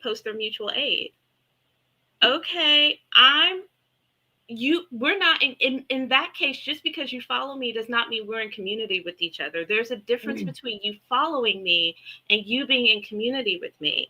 And anyone can tell you, I have boosted mutual aid of people who are in community with me, and I don't have a problem with getting them money. I am working on a fundraiser right now that starts on Monday for someone who is in community with me. And community with me means engaging in my content, talking back and forth. I should know something about you. Mhm. I don't know who this Peaches woman is. We don't know Peaches. We just saw one of the people who follows me. She commented on their post. That's the first time we'd ever heard of this woman. Nobody's reporting her. I actually have seen her on Facebook. I saw her page. I was like, that is a very familiar URL because I apparently have a photographic memory. I said, that's a very familiar URL. I go back and boom, she's in all the mutual aid groups that I'm in. And she posted, we don't know you, Queen, and that's okay. You need help, and that's okay to need help. But you can't sit there and neg people because you're not receiving help. A lot of people aren't receiving help. Right. This is where emotional manipulation comes in, right? This is where these unqualified acts or just random blind acts become manipulative, because I have so much empathy for the fact that there are people out there that are struggling. I have been homeless. Okay. I grew up, I am an orphan. My mother was murdered when I was 13. But before that, she was an addict. I have been taking care of myself since I was 6. I left my home with my great grandparents who couldn't care for me when I was 13, and I've been taking care of myself since. And so for anybody to sit on these apps and pretend that I am like some super privileged person because I have managed to scrounge my way to some sense of fucking stability, it's insane. I know struggle. I know the kind of struggle where your family gets food stamps and they run out by the middle of the month, and so you scrounge for every single meal for the rest of the month if you are not in school. I know that kind of poverty, right? And the idea that I am just attacking unquantified people in need, it is fucking insulting. It's It false. is. It's not something Yeah. I would do. It's not something that's in my character. I used to do a lot of mutual aid efforts. And in the middle of all of this, somebody who I had forgotten that I had fundraised money for, because she was just on my Facebook friends list. And I saw that her son had passed away. And we had been in community with each other for a few years. And without even asking her, without saying anything to her, I went and I raised like, I think it was like $1,500 for her, because I was like, that is a woman who I know, because we're in community. She is overburdened. She just had something super fucking traumatic happen to her. I know she ain't got money like that. I know that I have a platform that I can help her. And right now I have capacity to do that. And I did it. And I just went to her when the money was there and I was like, come plug in your payment details, and gave her the GoFundMe. Because that is the type of person that I am when I see somebody I'm in community with suffering. And that hasn't stopped just because I don't do it for strangers anymore, right? Yeah. I still do that for the people that are closest to me. I house the people in my actual physical community who need a place to go. I give my money to organizations that I know are going to put it to good use because they have the time and the energy and the capacity to do the vetting that I don't. So the idea that I am attacking mutual aid or anti-mutual aid as a whatever because I'm just this super rich ass person who's making a whole bunch of money from the DNC, it's fucking dumb. I don't attack people. First, I never attack people for no reason. Let's start there. Don't get, the little one-liner quips that I do to stupid posts confused with just attacking people for no reason. Yeah. I defend myself. And I am never going to be sorry for defending myself. Like I said earlier about Palestine and like how people respond to their colonizers, I don't give a fuck about because, and that's how I feel about myself. If you take time out of your life, not just your day, because it's been months, bitch, you took time out of your life to dedicate to months of stalking me, archiving my posts, harassing me, misinformation, knowing again this entire time that I have been a high risk pregnant woman, knowing that a certain amount of stress could kill my baby. And you expect me to give a fuck if you hungry for a few days? That's what I was talking about, breaking in my house and complaining that I stepped on your toes. Baby, good. And the thing is, you break in my house, I am legally justified to shoot you in the forehead, bitch. And so if all I do is step on your toes, you That's what should be You should happy. be happy. Why are you in Yeah. my house? Why are you in my house? Like I say all the time, if I'm not for you, I promise it's fucking okay. Leave me alone, bitch. Yeah, exactly. Auntie, you I'm, got something? I do. I'm gonna give my last thoughts because I'm gonna have to get off of here. Yeah, you gonna get this is gone like twice the time we planned. So Yeah, so here go my final thoughts, right? I don't mess with nobody, I don't bother nobody, but if you come at me, I'm gonna cuss you out. If you come at me, I'm going to let you continue because I'm a soldier, okay? I'm gonna create a paper trail. I play for keeps. I'm not doing this little fuck back and forth bullshit y'all like to do on the internet. I create a record and I turn that in. I'm not a fed, but goddamn it, I promise you I'm connected. It's some of y'all out there got cases right now that don't know you got a goddamn case because you've been harassing me online. And I just let you do your thing while I screenshot, capture URLs and everything else. So understand, my heart don't pump Kool-Aid. You ain't scaring shit. All you scaring yourself into is a goddamn police record. Keep fucking with me, huh? Ladies, it's been nice. it's been Y'all have wonderful having you. And you know, we're gonna have to go ahead and I still have a few more things that I want us to get to, but I say in the next 15-20s, we gonna go ahead and wrap up too, y'all. Okay. All Yeah. right. y'all Have a have a good good one. night. Have All right. you. All right. Okay. So Go ahead. go ahead. No. I was gonna segue into a different question, but if you have thoughts on this, go ahead. So I just want to say that there's actually like a third reaction that I've been interacting with, which is that people are trying to do like a damage control. Damage control. We've seen people who are messaging people who we're talking to about stuff, and they're saying, "Hey, why'd you say that? You need to take that down." Not okay. Not okay. There's somebody who I was close to who was a mutual who I had to block because they were in my inbox trying to say, "Hey, this is damaging the Palestinian campaigns that we have going." And I said, I don't really know how that works, but hey, I'm not Swana. Maybe there's something I don't know. And then come to find out, I'm not having a material difference on whether people are getting mutual aid or getting their GoFundMe's taken care of. It took me a second to figure out, like, it take me a second to process, but none of us have a material difference on whether somebody else's post gets called out or gets followed or gets funded or not, unless we're directly sharing it. So the people who are going through to people that they know that we've talked to because we have information from them and saying like, oh, you need to take your post down. How dare you share information? Da, da, da, da. I see you. I see how you're moving and it's snake shit. And I don't like that. And you need to stop doing that because that is like, it's victim intimidation. It's intimidation. That's not okay. It's not cute. Like the mob. I said that they're moving like the mob. I'm so sorry. I didn't mean to cut you off. Go ahead. I'm sorry. It's just one of those things where that person has been online. They're like, I just want to make sure that it's for Palestine and da, da, da. I went on their TikTok because we were mutuals on TikTok, found their like, here's the anti-blackness in the Swana region. They're trying to be educational, but then they're on threads doing the exact opposite. And now they're trying to go through and make sure people don't talk to us. That's a little odd. That's not how that works. So that's a third reaction that I've gotten, and that's not okay. If I see you doing that, I'm gonna call you out. I know organized crime when I see it. See, this is another thing, these bitches that I don't tell my whole story all the time, but I was raised by a queen pin. I'm not even exaggerating. You can Google Queen of the South. My aunt was a legit queen pin, right? Second mom to me. So I see these patterns. I see this is literal organized crime.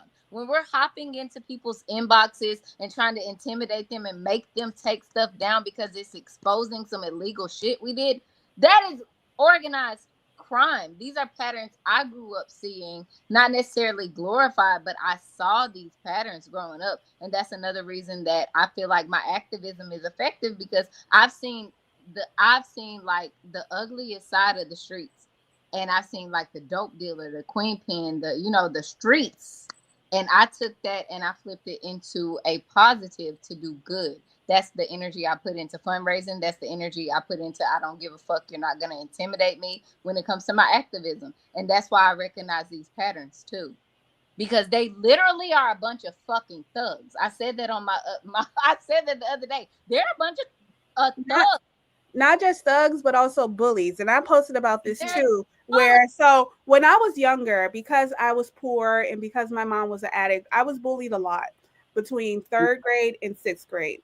And I tried my best to be reasonable with these girls, and I tried my best to like be their friend and to make myself small and to be quiet. And what I learned is that just makes them escalate because now they know what you're willing to take. And so that now what else can we do? Now what else can we do? And you know what I started doing about sixth, seventh grade?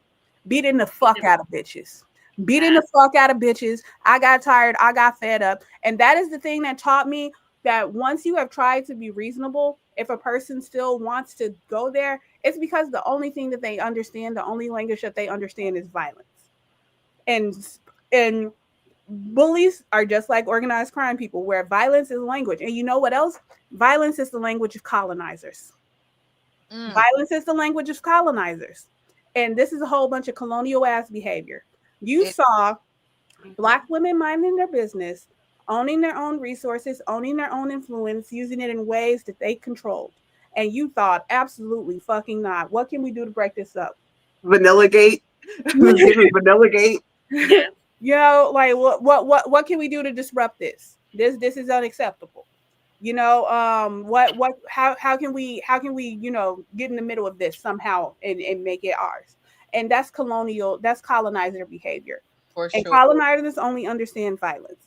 And for y'all, because the violence is for monetary gain, I'm gonna come after your money. Yeah. I sure am. Let me tell you something. I am a banker by trade. Okay. Cool. I have access to all kinds of personal information. And it is legal for me to use it for non-work purposes. And there will come a time where I will be holding all of y'all accountable. There will. I will find you and I'm going to hold you accountable. You thought that harassing me was going to be a financially successful venture. I assure you, it will not be. and that is that on that. Can I? Yeah. Can I add something? I'm sorry, I don't mean to cut you off, but I want to add this because I feel like it's important for the people who are logging on and they're like, I'm just so confused and I want to catch up on what Scamtifa is. I feel like there's a analogy that I want everybody to have because I see too many people trying to distance themselves, and I feel like we haven't spent enough time on the white bitches who spread them lies and bullied us. We have not. We have not. So I'm gonna say this. I use this analogy and this metaphor, whatever literary device it is, but I use this example on my social media. So let's say there was a Black woman carrying a basket of apples, and a known group of bandits, they come and they assault her, they beat her up, and they knock her over, and they take some of the apples, right? They're known for that. We expect that, right? Maybe we didn't, but they took some of the apples. But then some of the villagers, they saw her on the ground, they came and got some apples too. Some of the villagers got a couple kicks in, and then they got some apples too. Some of the villagers are just fucking weirdos, and they just assaulted her, and some of the villagers watched. But y'all are all complicit, and you are all fucking guilty. You saw this. Are absolutely If complicit. you were dumb enough, if you were too dumb to get some fucking apples, some of y'all just sat there and watched. You weren't even smart enough to get your own fucking apples. But the white women who spread those lies, calling us bullies, Screenshots. names, all of that, you took fucking apples. When you mentioned my name, when you mentioned uppity, you took fucking apples because you knew it was going to bring engagement to your slow ass page. You sat there and watched and you didn't say shit, and you watched them assault the Black woman to take the fucking apples. You are no better than everybody else. So don't pacify yourself in your fucking head saying, oh, I didn't do it. No, you're just as fucking bad. You either took apples or you watched it. Yeah, and bystanders are absolutely just as complicit. You see what they're doing or what they're trying to do again, because I can never be anybody's victim. I'm too good at defending myself, right? And I feel like they know that, which is why they're trying to blame me for everything going horrible in their life. And while I wish I could take credit, I promise I ain't did shit yet. Yeah. I want to just say really fast, I see the comment about rice and beans. I just want to say that they were also being manipulated by another person. Mm-hmm. There's a lot of stuff with that story. So I'm going to say not too much on Rice and Beans. They may have said something, but they were in a very emotionally vulnerable and mentally vulnerable place. They have postpartum depression. They're by themselves. And somebody was in their ear being very manipulative of their mental state. So I'm not going to just want to clear that up, but also Corroborate that too, because I've seen yeah, I've seen screenshots from her, that person where I'm like, but the person it was coming from, I'm like, exactly. Yeah. Mm-hmm. And I also just want to say that there's a lot of people who are like, oh, I didn't know. There's no way I could have known. Da, da, da, da. We were telling you But the whole time. We've been screaming the whole time. yeah, What the fuck if you mean? for the crowd of people who were like, well, I thought that they were right. A red flag should have been that a bunch of Black women collectively on different sides of the internet came together and said this was an issue. If you see this is actually something I told Camp Call. I said, if you see a group of people united together and they are saying something over here is wrong, especially when it comes to anti-Blackness and stuff like that. This was something in Candlegate.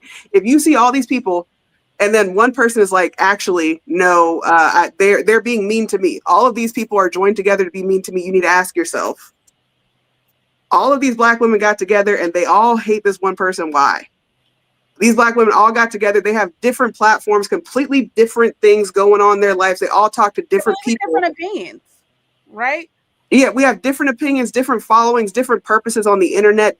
We've been on the internet a different amount of times, but all of us were like, nah. Yeah. Aaliyah Sheffield is a musician. She's doing her own thing. Aaliyah Had needs an to issue get with the hell out of her business. Now, why did y'all harass her? Aja is a sustainability person. Completely. why is she involved? That's what I I know. knew weekend when Kia got involved, because y'all just doing Right. Yeah, Like, y'all just pick Black women. Right, because the big thing is, well, why was I in it? Because I said you were anti-Black. Okay, you have a choice to just stop being anti-Black, but no, Aja wasn't you even went naming towards anybody. her route and decided, oh, I'm just going to continue to escalate it. Look, I am a kind person. I am the kindest person you will ever meet. I sat there, I was on this live and cried when Keandria was talking about her husband, but you fuck with me, I'm going to fuck you up. Period. Yeah.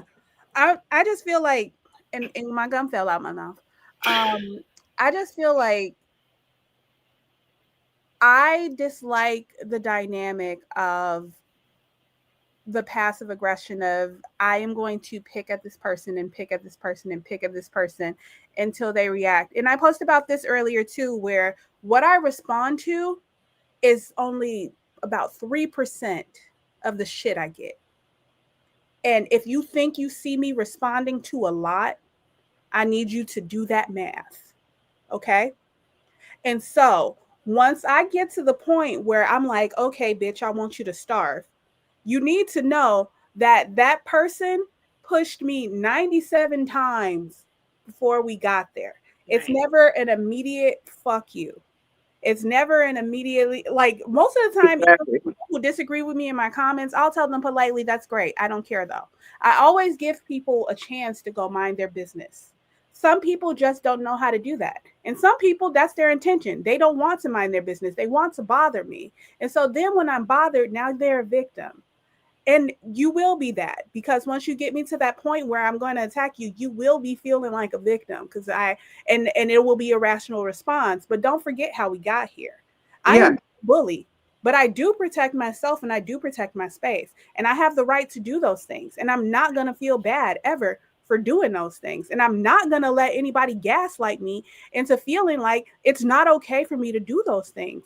I let so much shit go, but at the end of the day, it comes like I'm still a person. And you can only push a person so far before they react. If somebody comes into my house and decide that they're not going to leave, it is a rational response for me to throw that bitch out like Jazz on the First Prince. That is a rational response to somebody being in your house that you don't fucking want there that won't leave.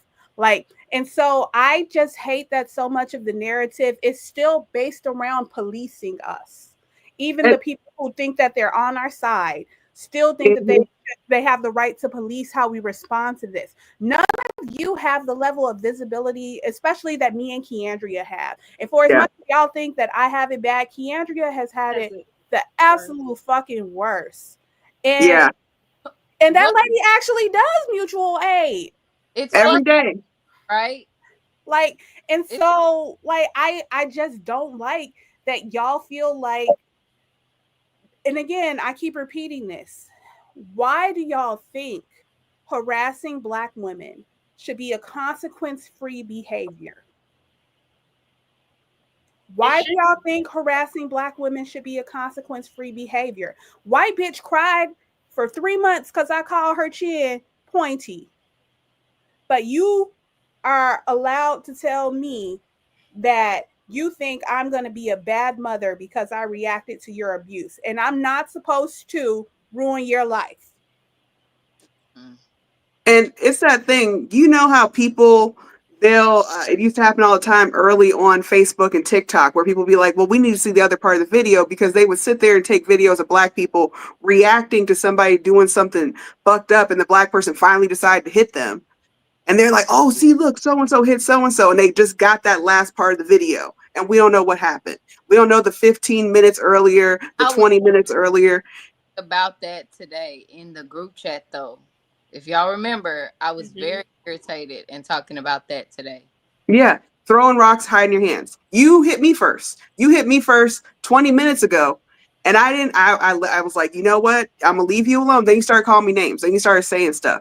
I also just want to say, I'm not much with the name calling. If you call me a name, that's automatic. If people have seen me scorch the earth because you called me a certain name, don't do that shit. That's my thing. Don't fuck with me about that. But I do. There's R.I.P. to Mouse. R.I.P. Baby Mouse. Yeah. Your mama should not have called me the C word at 7 a.m. She didn't keep my name out of her mouth, and she did. So thank you. Big ups to homie Mouse.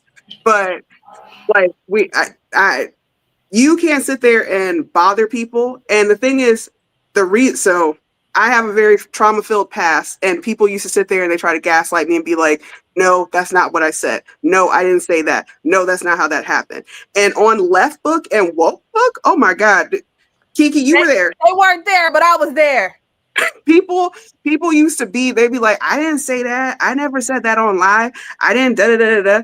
And I screenshot. Since 2014, I have been screenshotting weird interactions with people, because y'all are not going to sit up here and lie on me on Woke Book in front of everybody I know, because you think that you didn't say that. Made me realize that so much of how I run my platform is a fucking trauma response, and I'm gonna have to unpack that with my therapist.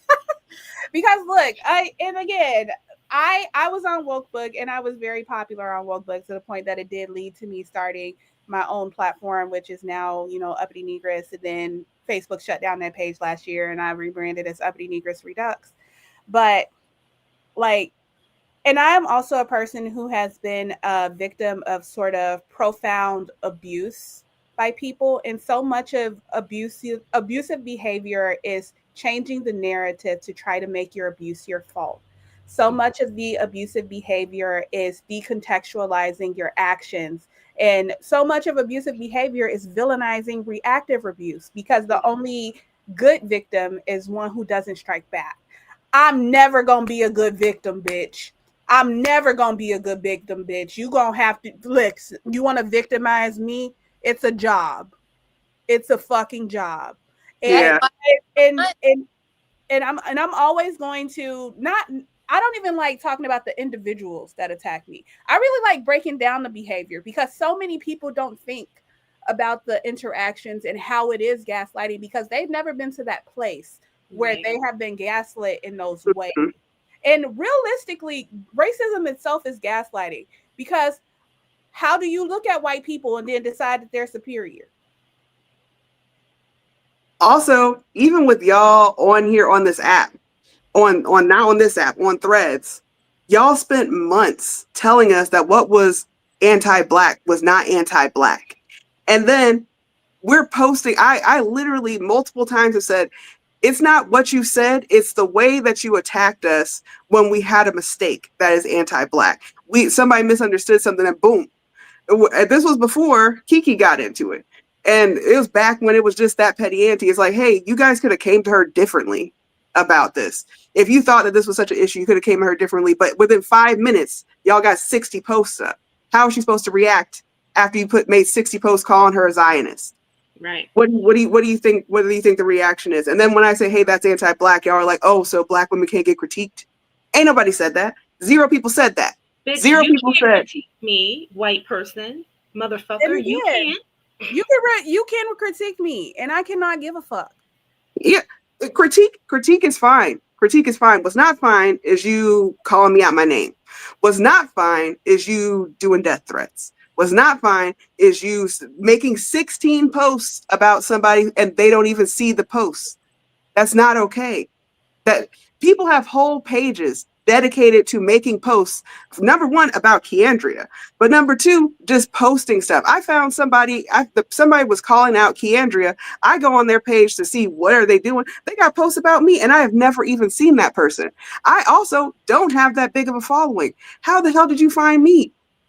It's weird. That's weird. And you're not going to sit there and tell me it's not weird. The thing when it is. that really got my goat was that one girl whose name I'm not even going to say because it's clear that she wanted attention to sell her shitty art. But she literally said in her post, I don't have full context for this, but I know for a fact Uppity Negress is on a power trip. Yeah. Was it crack? I had to message her and be like, hey friend, because we know each other from Woke Book. I'd be like, hey friend. Because I'll ask before, and I've learned that if I see any of y'all are mutuals, I'll be like, hey girl, hey, this your friend? Like, yeah.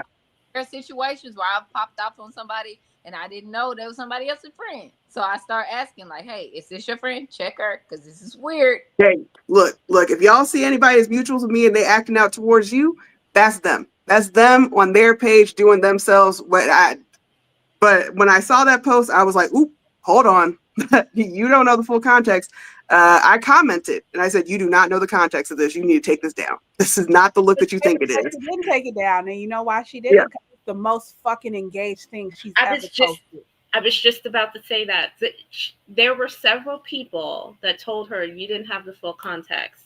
When you scroll through her Threads account, that was the most engagement she got.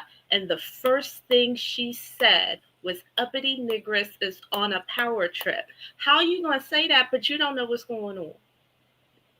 That's the same pattern with all of those pages. If you go on their page and they post about themselves, nobody cares about them. Nobody wants to hear about them with their 5 followers, 25 followers, whatever you got going on. You're not posting anything interesting. But as soon as they mention me after you attacked me, admitted you don't have full context, expected me to explain myself to you. Bitch, who the fuck are you?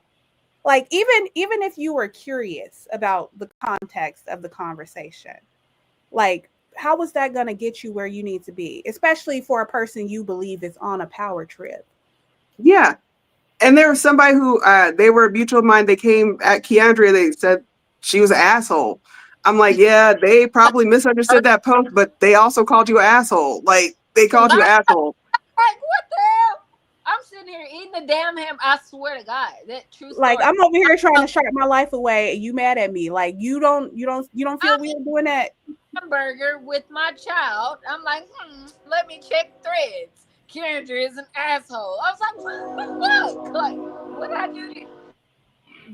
And like, if somebody's a mutual with me and they're out there calling somebody a name, that is their business. You can let me know, so you'd be like, Diane, what the fuck? They're out here just doing random shit. But I'm like, hey, she called you an asshole. You could you can say whatever you want. That's between you and her. And I'm just blocking you because I don't have time for any of this bullshit. It's bullshit and it's juvenile. I'm just gonna block you. Yeah, the amount I usually don't have time for it, but I'm gonna leave. Yeah. The amount of people that I have blocked within the past, since this whole thing has started. Yesterday, I blocked 20 people. 3 of them were mutuals of mine, and I removed them and blocked them because they continued to carry the narrative of, well, Uppity and Keandria are messing with mutual aid. And I'm like, you know what? I'm not going to explain shit. You want to believe this, so you believe this on your own time. Don't come over here and ask me for a goddamn thing because I'm not giving you nothing. Go over there and do whatever. I kicked someone out of the collective for the same thing. And it's one of those things where it's like, never mind. Because you can't do that. People do not understand. This is going to be my final thought. People do not understand community. This person was a community member. This person was listening to those leftist people, and this person was also trying to do mutual aid. And their mutual aid, first of all, was absolutely outrageous. I was like, this isn't mutual aid. Multiple times tried to help this person. Yo, this isn't mutual aid. Some of this is crowdfunding. You need to make a distinction between the two, this, that, and the third. Why are you listening to these people? They're not telling you the truth. They're lying to you. That person was in community with me and blocked me on Threads. And I was like, oh, ho, do you think you're going to be staying here doing that? Because you don't want me to see who you're following? When I know you're following people that are anti-Black and you're listening to them? And you want to call the petty auntie, oh, she's this, I'm going to block her. Keandria's this, I'm going to block her. First of all, the person is anti-Black because they were. Secondly, they only joined my community to get mutual aid because that's the only thing they talked about. Yep. Well, I need mutual aid and I need mutual aid. Okay, I also need mutual aid. I don't have a job. I'm unemployed at the moment. And if it wasn't for my parents, thank you, I love you dearly, I'd be homeless on the street. And so trying to get them to understand, like, look, everybody needs mutual aid. There are several people in this group that need mutual aid. The founder of the group need mutual aid because I didn't make a lot of money. I made a little bit, but I didn't make a lot. Yeah. You think everybody's supposed to give you mutual aid? Yeah. And here's the thing, right? And this is a little personal. If I posted right now on my platform, hey, I'm really struggling right now. Can y'all give me some money? I know for a fact people will make money appear for me, right? Same. I take so much care with my platform with not asking when I don't have a super desperate need. Like, and when I say desperate, I mean like I have exhausted every resource, like blah, blah, blah. And I told you guys about this earlier. There was a point in time last year when I was just really sick for a long time and it was interfering with my income. I almost lost my house to foreclosure, right? But I did not ask anybody from my community because at that point, all of my resources were not exhausted. I still had things that I could do. And I did those things and I saved my house and I was okay. But I am so responsible with how I use my platform in relation to me. Why do you think I'm going to be uncritical when it comes to you? Exactly. And furthermore, if I have so much trouble asking my community for things for me when I know they will come through, why do you think I'm going to jump over that for you? Exactly. I'm just not. Like, that's a whole complex that I have within myself that I've been breaking down. And I'm not going to force myself to work through it for your benefit and on your time. I'm not. Yeah, the people think that I dispel misinformation all the time. I'm not just going to sit here and just post whatever the hell people send me stuff and they're like, oh, could you post? I'm not going to just post random stuff that you send me. The family that I help out every month, in addition to myself, because I also am one of the 300,000 Black women who does not have a job. And will not, apparently I'm too overqualified for every job that I apply for now. So that's fun. That's been great. But the people that I help out, I know them enough to be like, this is someone I can help out. And I don't put all their business out there because you don't deserve trauma porn just so I can help somebody.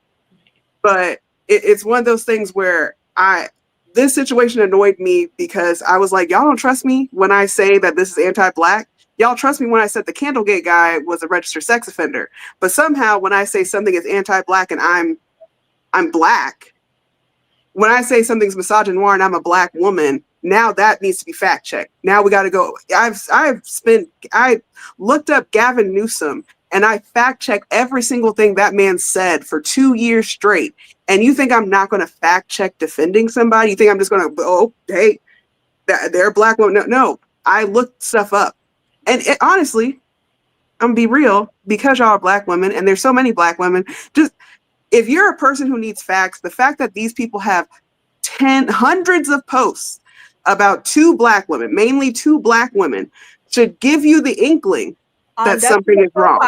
On dozens of profiles ran by the same people. If you look up Keandria's name, there is no less than 2,000 posts. No less. That is insanity. That's fucking weird. There was something. Oh, I shit you not. This was such an almost an out of body experience to me. There was some point where I literally was thinking, there's no fucking way y'all talking about me more than you're talking about Trump, Cardi B, Obama. Why am I number one in this conversation? Y'all's priorities are fucked up. Because regardless, I've done some crazy shit in my life. There's no way I should be trending more than Trump. None of us are famous. And I've also been trending on threads behind this silly shit. And it's absurd because y'all are not celebrities. Y'all don't make enough money for people to talk about y'all as much as they do. It is an absurd amount of content. People are making content to talk it, and that to people that's not weird to y'all. That doesn't. It's not like we are sharing content to get you to really buy something. Even though I have my small business, I don't even talk about my small business as often as I should. I am literally just existing, and hoes are mad and obsessed. And y'all think somehow in that I must be the villain. And they're all blocked. People are all blocked. It's not like y'all are interacting with them. These are people who have been blocked for months, writing post after post after post after post after post about someone that does not talk to them. That is what ex-boyfriends do. That is what stalker ex-boyfriends do. You block them on everything. They send you an email. You block their email. Now they're on Facebook talking about how, oh, she just ruined the relationship. That's the same energy. And y'all aren't picking that up. And it is abuser and bully and colonizer energy. Yep.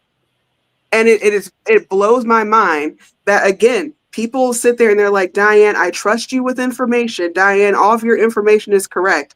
And the one time that I say, hey, here's all the screenshots of people being anti-black, they're like, that could be interpreted not anti-black. And I'm like, by who? By you who is not black? You want to say that something's not anti-black? And also, there's a whole bunch of people in people's comments trying to co-sign and be like, yeah, so-and-so is definitely no. That's really that's my final thought. I know that you have the projects that people are doing. I just want to say, I probably got to go eat, but after this, I was just going to wrap it up. Yeah. It's been a while. What I will say is that this was great. And I do feel like we need to do more of these. Obviously, we got a lot to say. We got a lot to say, and I was not expecting this to go. We went 2 hours longer than I thought we would, because it was just so much to talk about and so much to cover and so many tangential. Somebody say that word for me. Tangential. Okay. There you go, because I can't say it. And we could probably talk about this some more because again, it's still ongoing. Yeah. Ongoing, and I don't see that these people are going to stop anytime soon, unfortunately. But I just want to close with if you have any projects that you would like to talk about, and then sign off. I know, Keandra, you had your hand up for a second. Yeah, and this might be a different live because I saw something in the comments, and there's something I've been thinking. Me and Uppity, as everybody's like, oh, it's the following size. There's something we have in common, and that is having a piece of content, whether it's a book, whatever, that is an olive branch to white people saying, hey, if you want to connect with us, this is what you need to do. And I make so much content like that where it's like, look, you don't got to be like this, bitch. And here's how. And I think it's because they don't like It's not like the magical Negro. It's something different. It's a black woman in position of power. Like, you can't sit with us. This is a club. This the cookout, or the cookout's closed. But this is a club, a space you're trying to get in without being seen as harmful. And this is what you have to do to get in our good graces. And they don't like us having that kind of power. Yep. And so that's to say, like, I have a book that's already a bestseller, and it's only at pre-order. It's called Hey White Girl, and I want to be clear about that. My book is not teaching white people how to be a good white person. No, it's from the heart of a black woman saying, hey, you are a white woman and you are the closest minority to me. This is how y'all have harmed us. And if you don't want to be a piece of shit, maybe think about that, right? Yeah. I've been open about that, and people respond to it. And from what I've seen from Uppity Hers, it's really, really similar. It's not saying, hey, here's how you could be the perfect white person. It's saying, hey, you're not going to be in my fucking space if you don't get your shit together. So here's a list of things you need to work. So my decolonizing whiteness book is actually a guide to help them being better people, better global citizens, decentering the white parts of their self, understanding that they are not the default, understanding the way that their whiteness shows up in conversations with us. And I do not do that in my comments, though. And I very purposely don't do that in my comments because guess what? I'm not going to fucking do it for free. I'm not going to do it for free. I do think it's labor that needs to be done. I do think that I have a unique voice and space and ability to have it. I'm not going to have it for free, though. And so with all of my decolonizing books, like, for example, y'all know how much I hate pick-me's, right? But I have decentering men.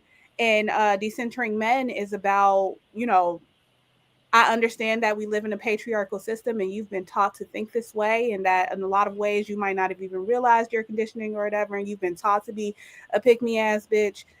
Let's really do the internal work of unpacking where the personal meets the political there. And my books are actually very, very soft and very gentle and very coddling, because I'm not going to do it for you on my timeline, and I'm not going to do it for you for free. And if you want to be a safer person, you need to invest in that fucking journey. You need to do the work, and then you can come around and sit with me. And so, my approach in my books is actually pretty gentle, and nobody really, I think, expects that from me. But but also I feel like that's why they've been so successful. Like my small business right now is so successful that I am in a space where I'm probably going to be able to stay home with my baby. I'm going to be able to quit my day job and stay home with my baby because my small business is doing so well. So clearly there are a lot of people who need that approach and find it valuable. I have 100% 5-star reviews, and people are just like, wow. Like sometimes when I post excerpts, especially from decentering men, people are like, I didn't even know I needed this, and I'm about to go buy it right now. And so, I do think that there is some degree of benefit to being gentle and understanding. I don't think that I should have to do that all day, every day in my comments for free to people who are being those mindsets, they're harmful. And so you are asking me on a daily basis to do a level of emotional labor that nobody with my level of visibility can reasonably do. I get interacted. I reach across social media, all my platforms, about 100 million people a month. I get interacted with, even with me cutting off my comments as often as I do. And y'all know I'll limit the fuck out of my comments so motherfucking fast. Like, even with that, I get interacted with 10 million times a month across my social media. I cannot reasonably give that to every single person and still be a person and still survive and be free. And so, my books are actually pretty gentle in, www.uppitynegris.com. But they're also journals, because it's not just me telling you things. There's some things inside of yourself that you really need to think about and be honest with and come to the table with. And you got work to do. And I can help facilitate that work for you. And my books have done so in a way that a lot of people have found very, very helpful. But I'm not gonna do it in my comments. I'm just not. I don't have it to give. My When I am on social media, that is my free time. And I posted this the other day. When I'm doing things in my free time, baby, I'm gonna be free. I'm not doing no work for you. Oh, my turn. Sorry. Well, since the collective got dragged into this, let me just talk about the collective. Um, Anyone can join. We're going to start classes again in January. We have anti-racism and community building classes for people who need to stop being anti-racist, and for people to know how to build a true community, because one thing those Antifa pages they were not a true community. So check us out. And also, since the collective is part of the Dark Money Club, we're gonna have the collective Dark Money Club shirts coming soon. I'm getting one. Yay! So, if you want to be part of a Dark Money Club, there will be a link soon to purchase your collective Dark Money shirt. Someone asked if they wanted to work with the collective, can they? Absolutely. Absolutely, you can work with the collective. You can DM me or Trey talk. I don't know if she's still in the live No, or not. Trey left a little bit ago. She had to go. Okay. But you can DM me or Trey if you want to work with the collective. Absolutely. All right, Diane. So right now, I just have Threads. That's my main place, but I'm working on a lot of YouTube content. I just reached out to like 5 people for collabs for videos on topics that I've been talking about. I'll be talking about AI, music, and all this kind of stuff, the effects of right-wing gender roles on the right-wing people. So we have a lot of like deep dives that I'm going to be doing, and I'm trying to collaborate with different people from different spaces and just make a lot of more YouTube content. I also have a whole bunch of shirts that I've been designing that are going to be available soon, just because I don't know if y'all know this, but I'm an artist first. I'm a graphic designer. So there's a lot of things that I've been talking about, like being a Black spaghetti evangelist, that I think would be very fun to have on like merch and like shirts. So stay tuned on my page. I've got a lot of projects that I'm finally in a space to do now that I'm mostly moved into my new place. But also, your girl is broke. Links are always in bio. Please, I have no job. Right. Same. I Barely. also have no job. My link tree is in my bio. We are the 300,000 Black women who cannot get rehired. Please support. I'm always doing something, but I am very broke, and I have ACA subsidies. So if you're not talking to your politician, understand that I might need help with some insurance payments, because they're looking like $700 a month. So please talk to your politician. If you do nothing after this live, as far as political action, go bombard your politician that we need to have ACA subsidies, because my insurance going from $200 to $700 is absolutely insane. And that's not even including medication. So let's keep Diane sane, keep ACA subsidies in the world. I need my medication, everybody. All right. Well, I'm going to go ahead and wrap things up.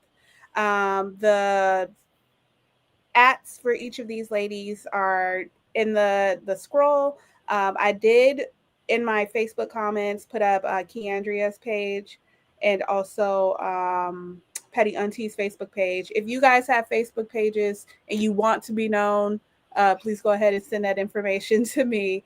But other than that, this has been great. And as I said, that Aaliyah said this was great.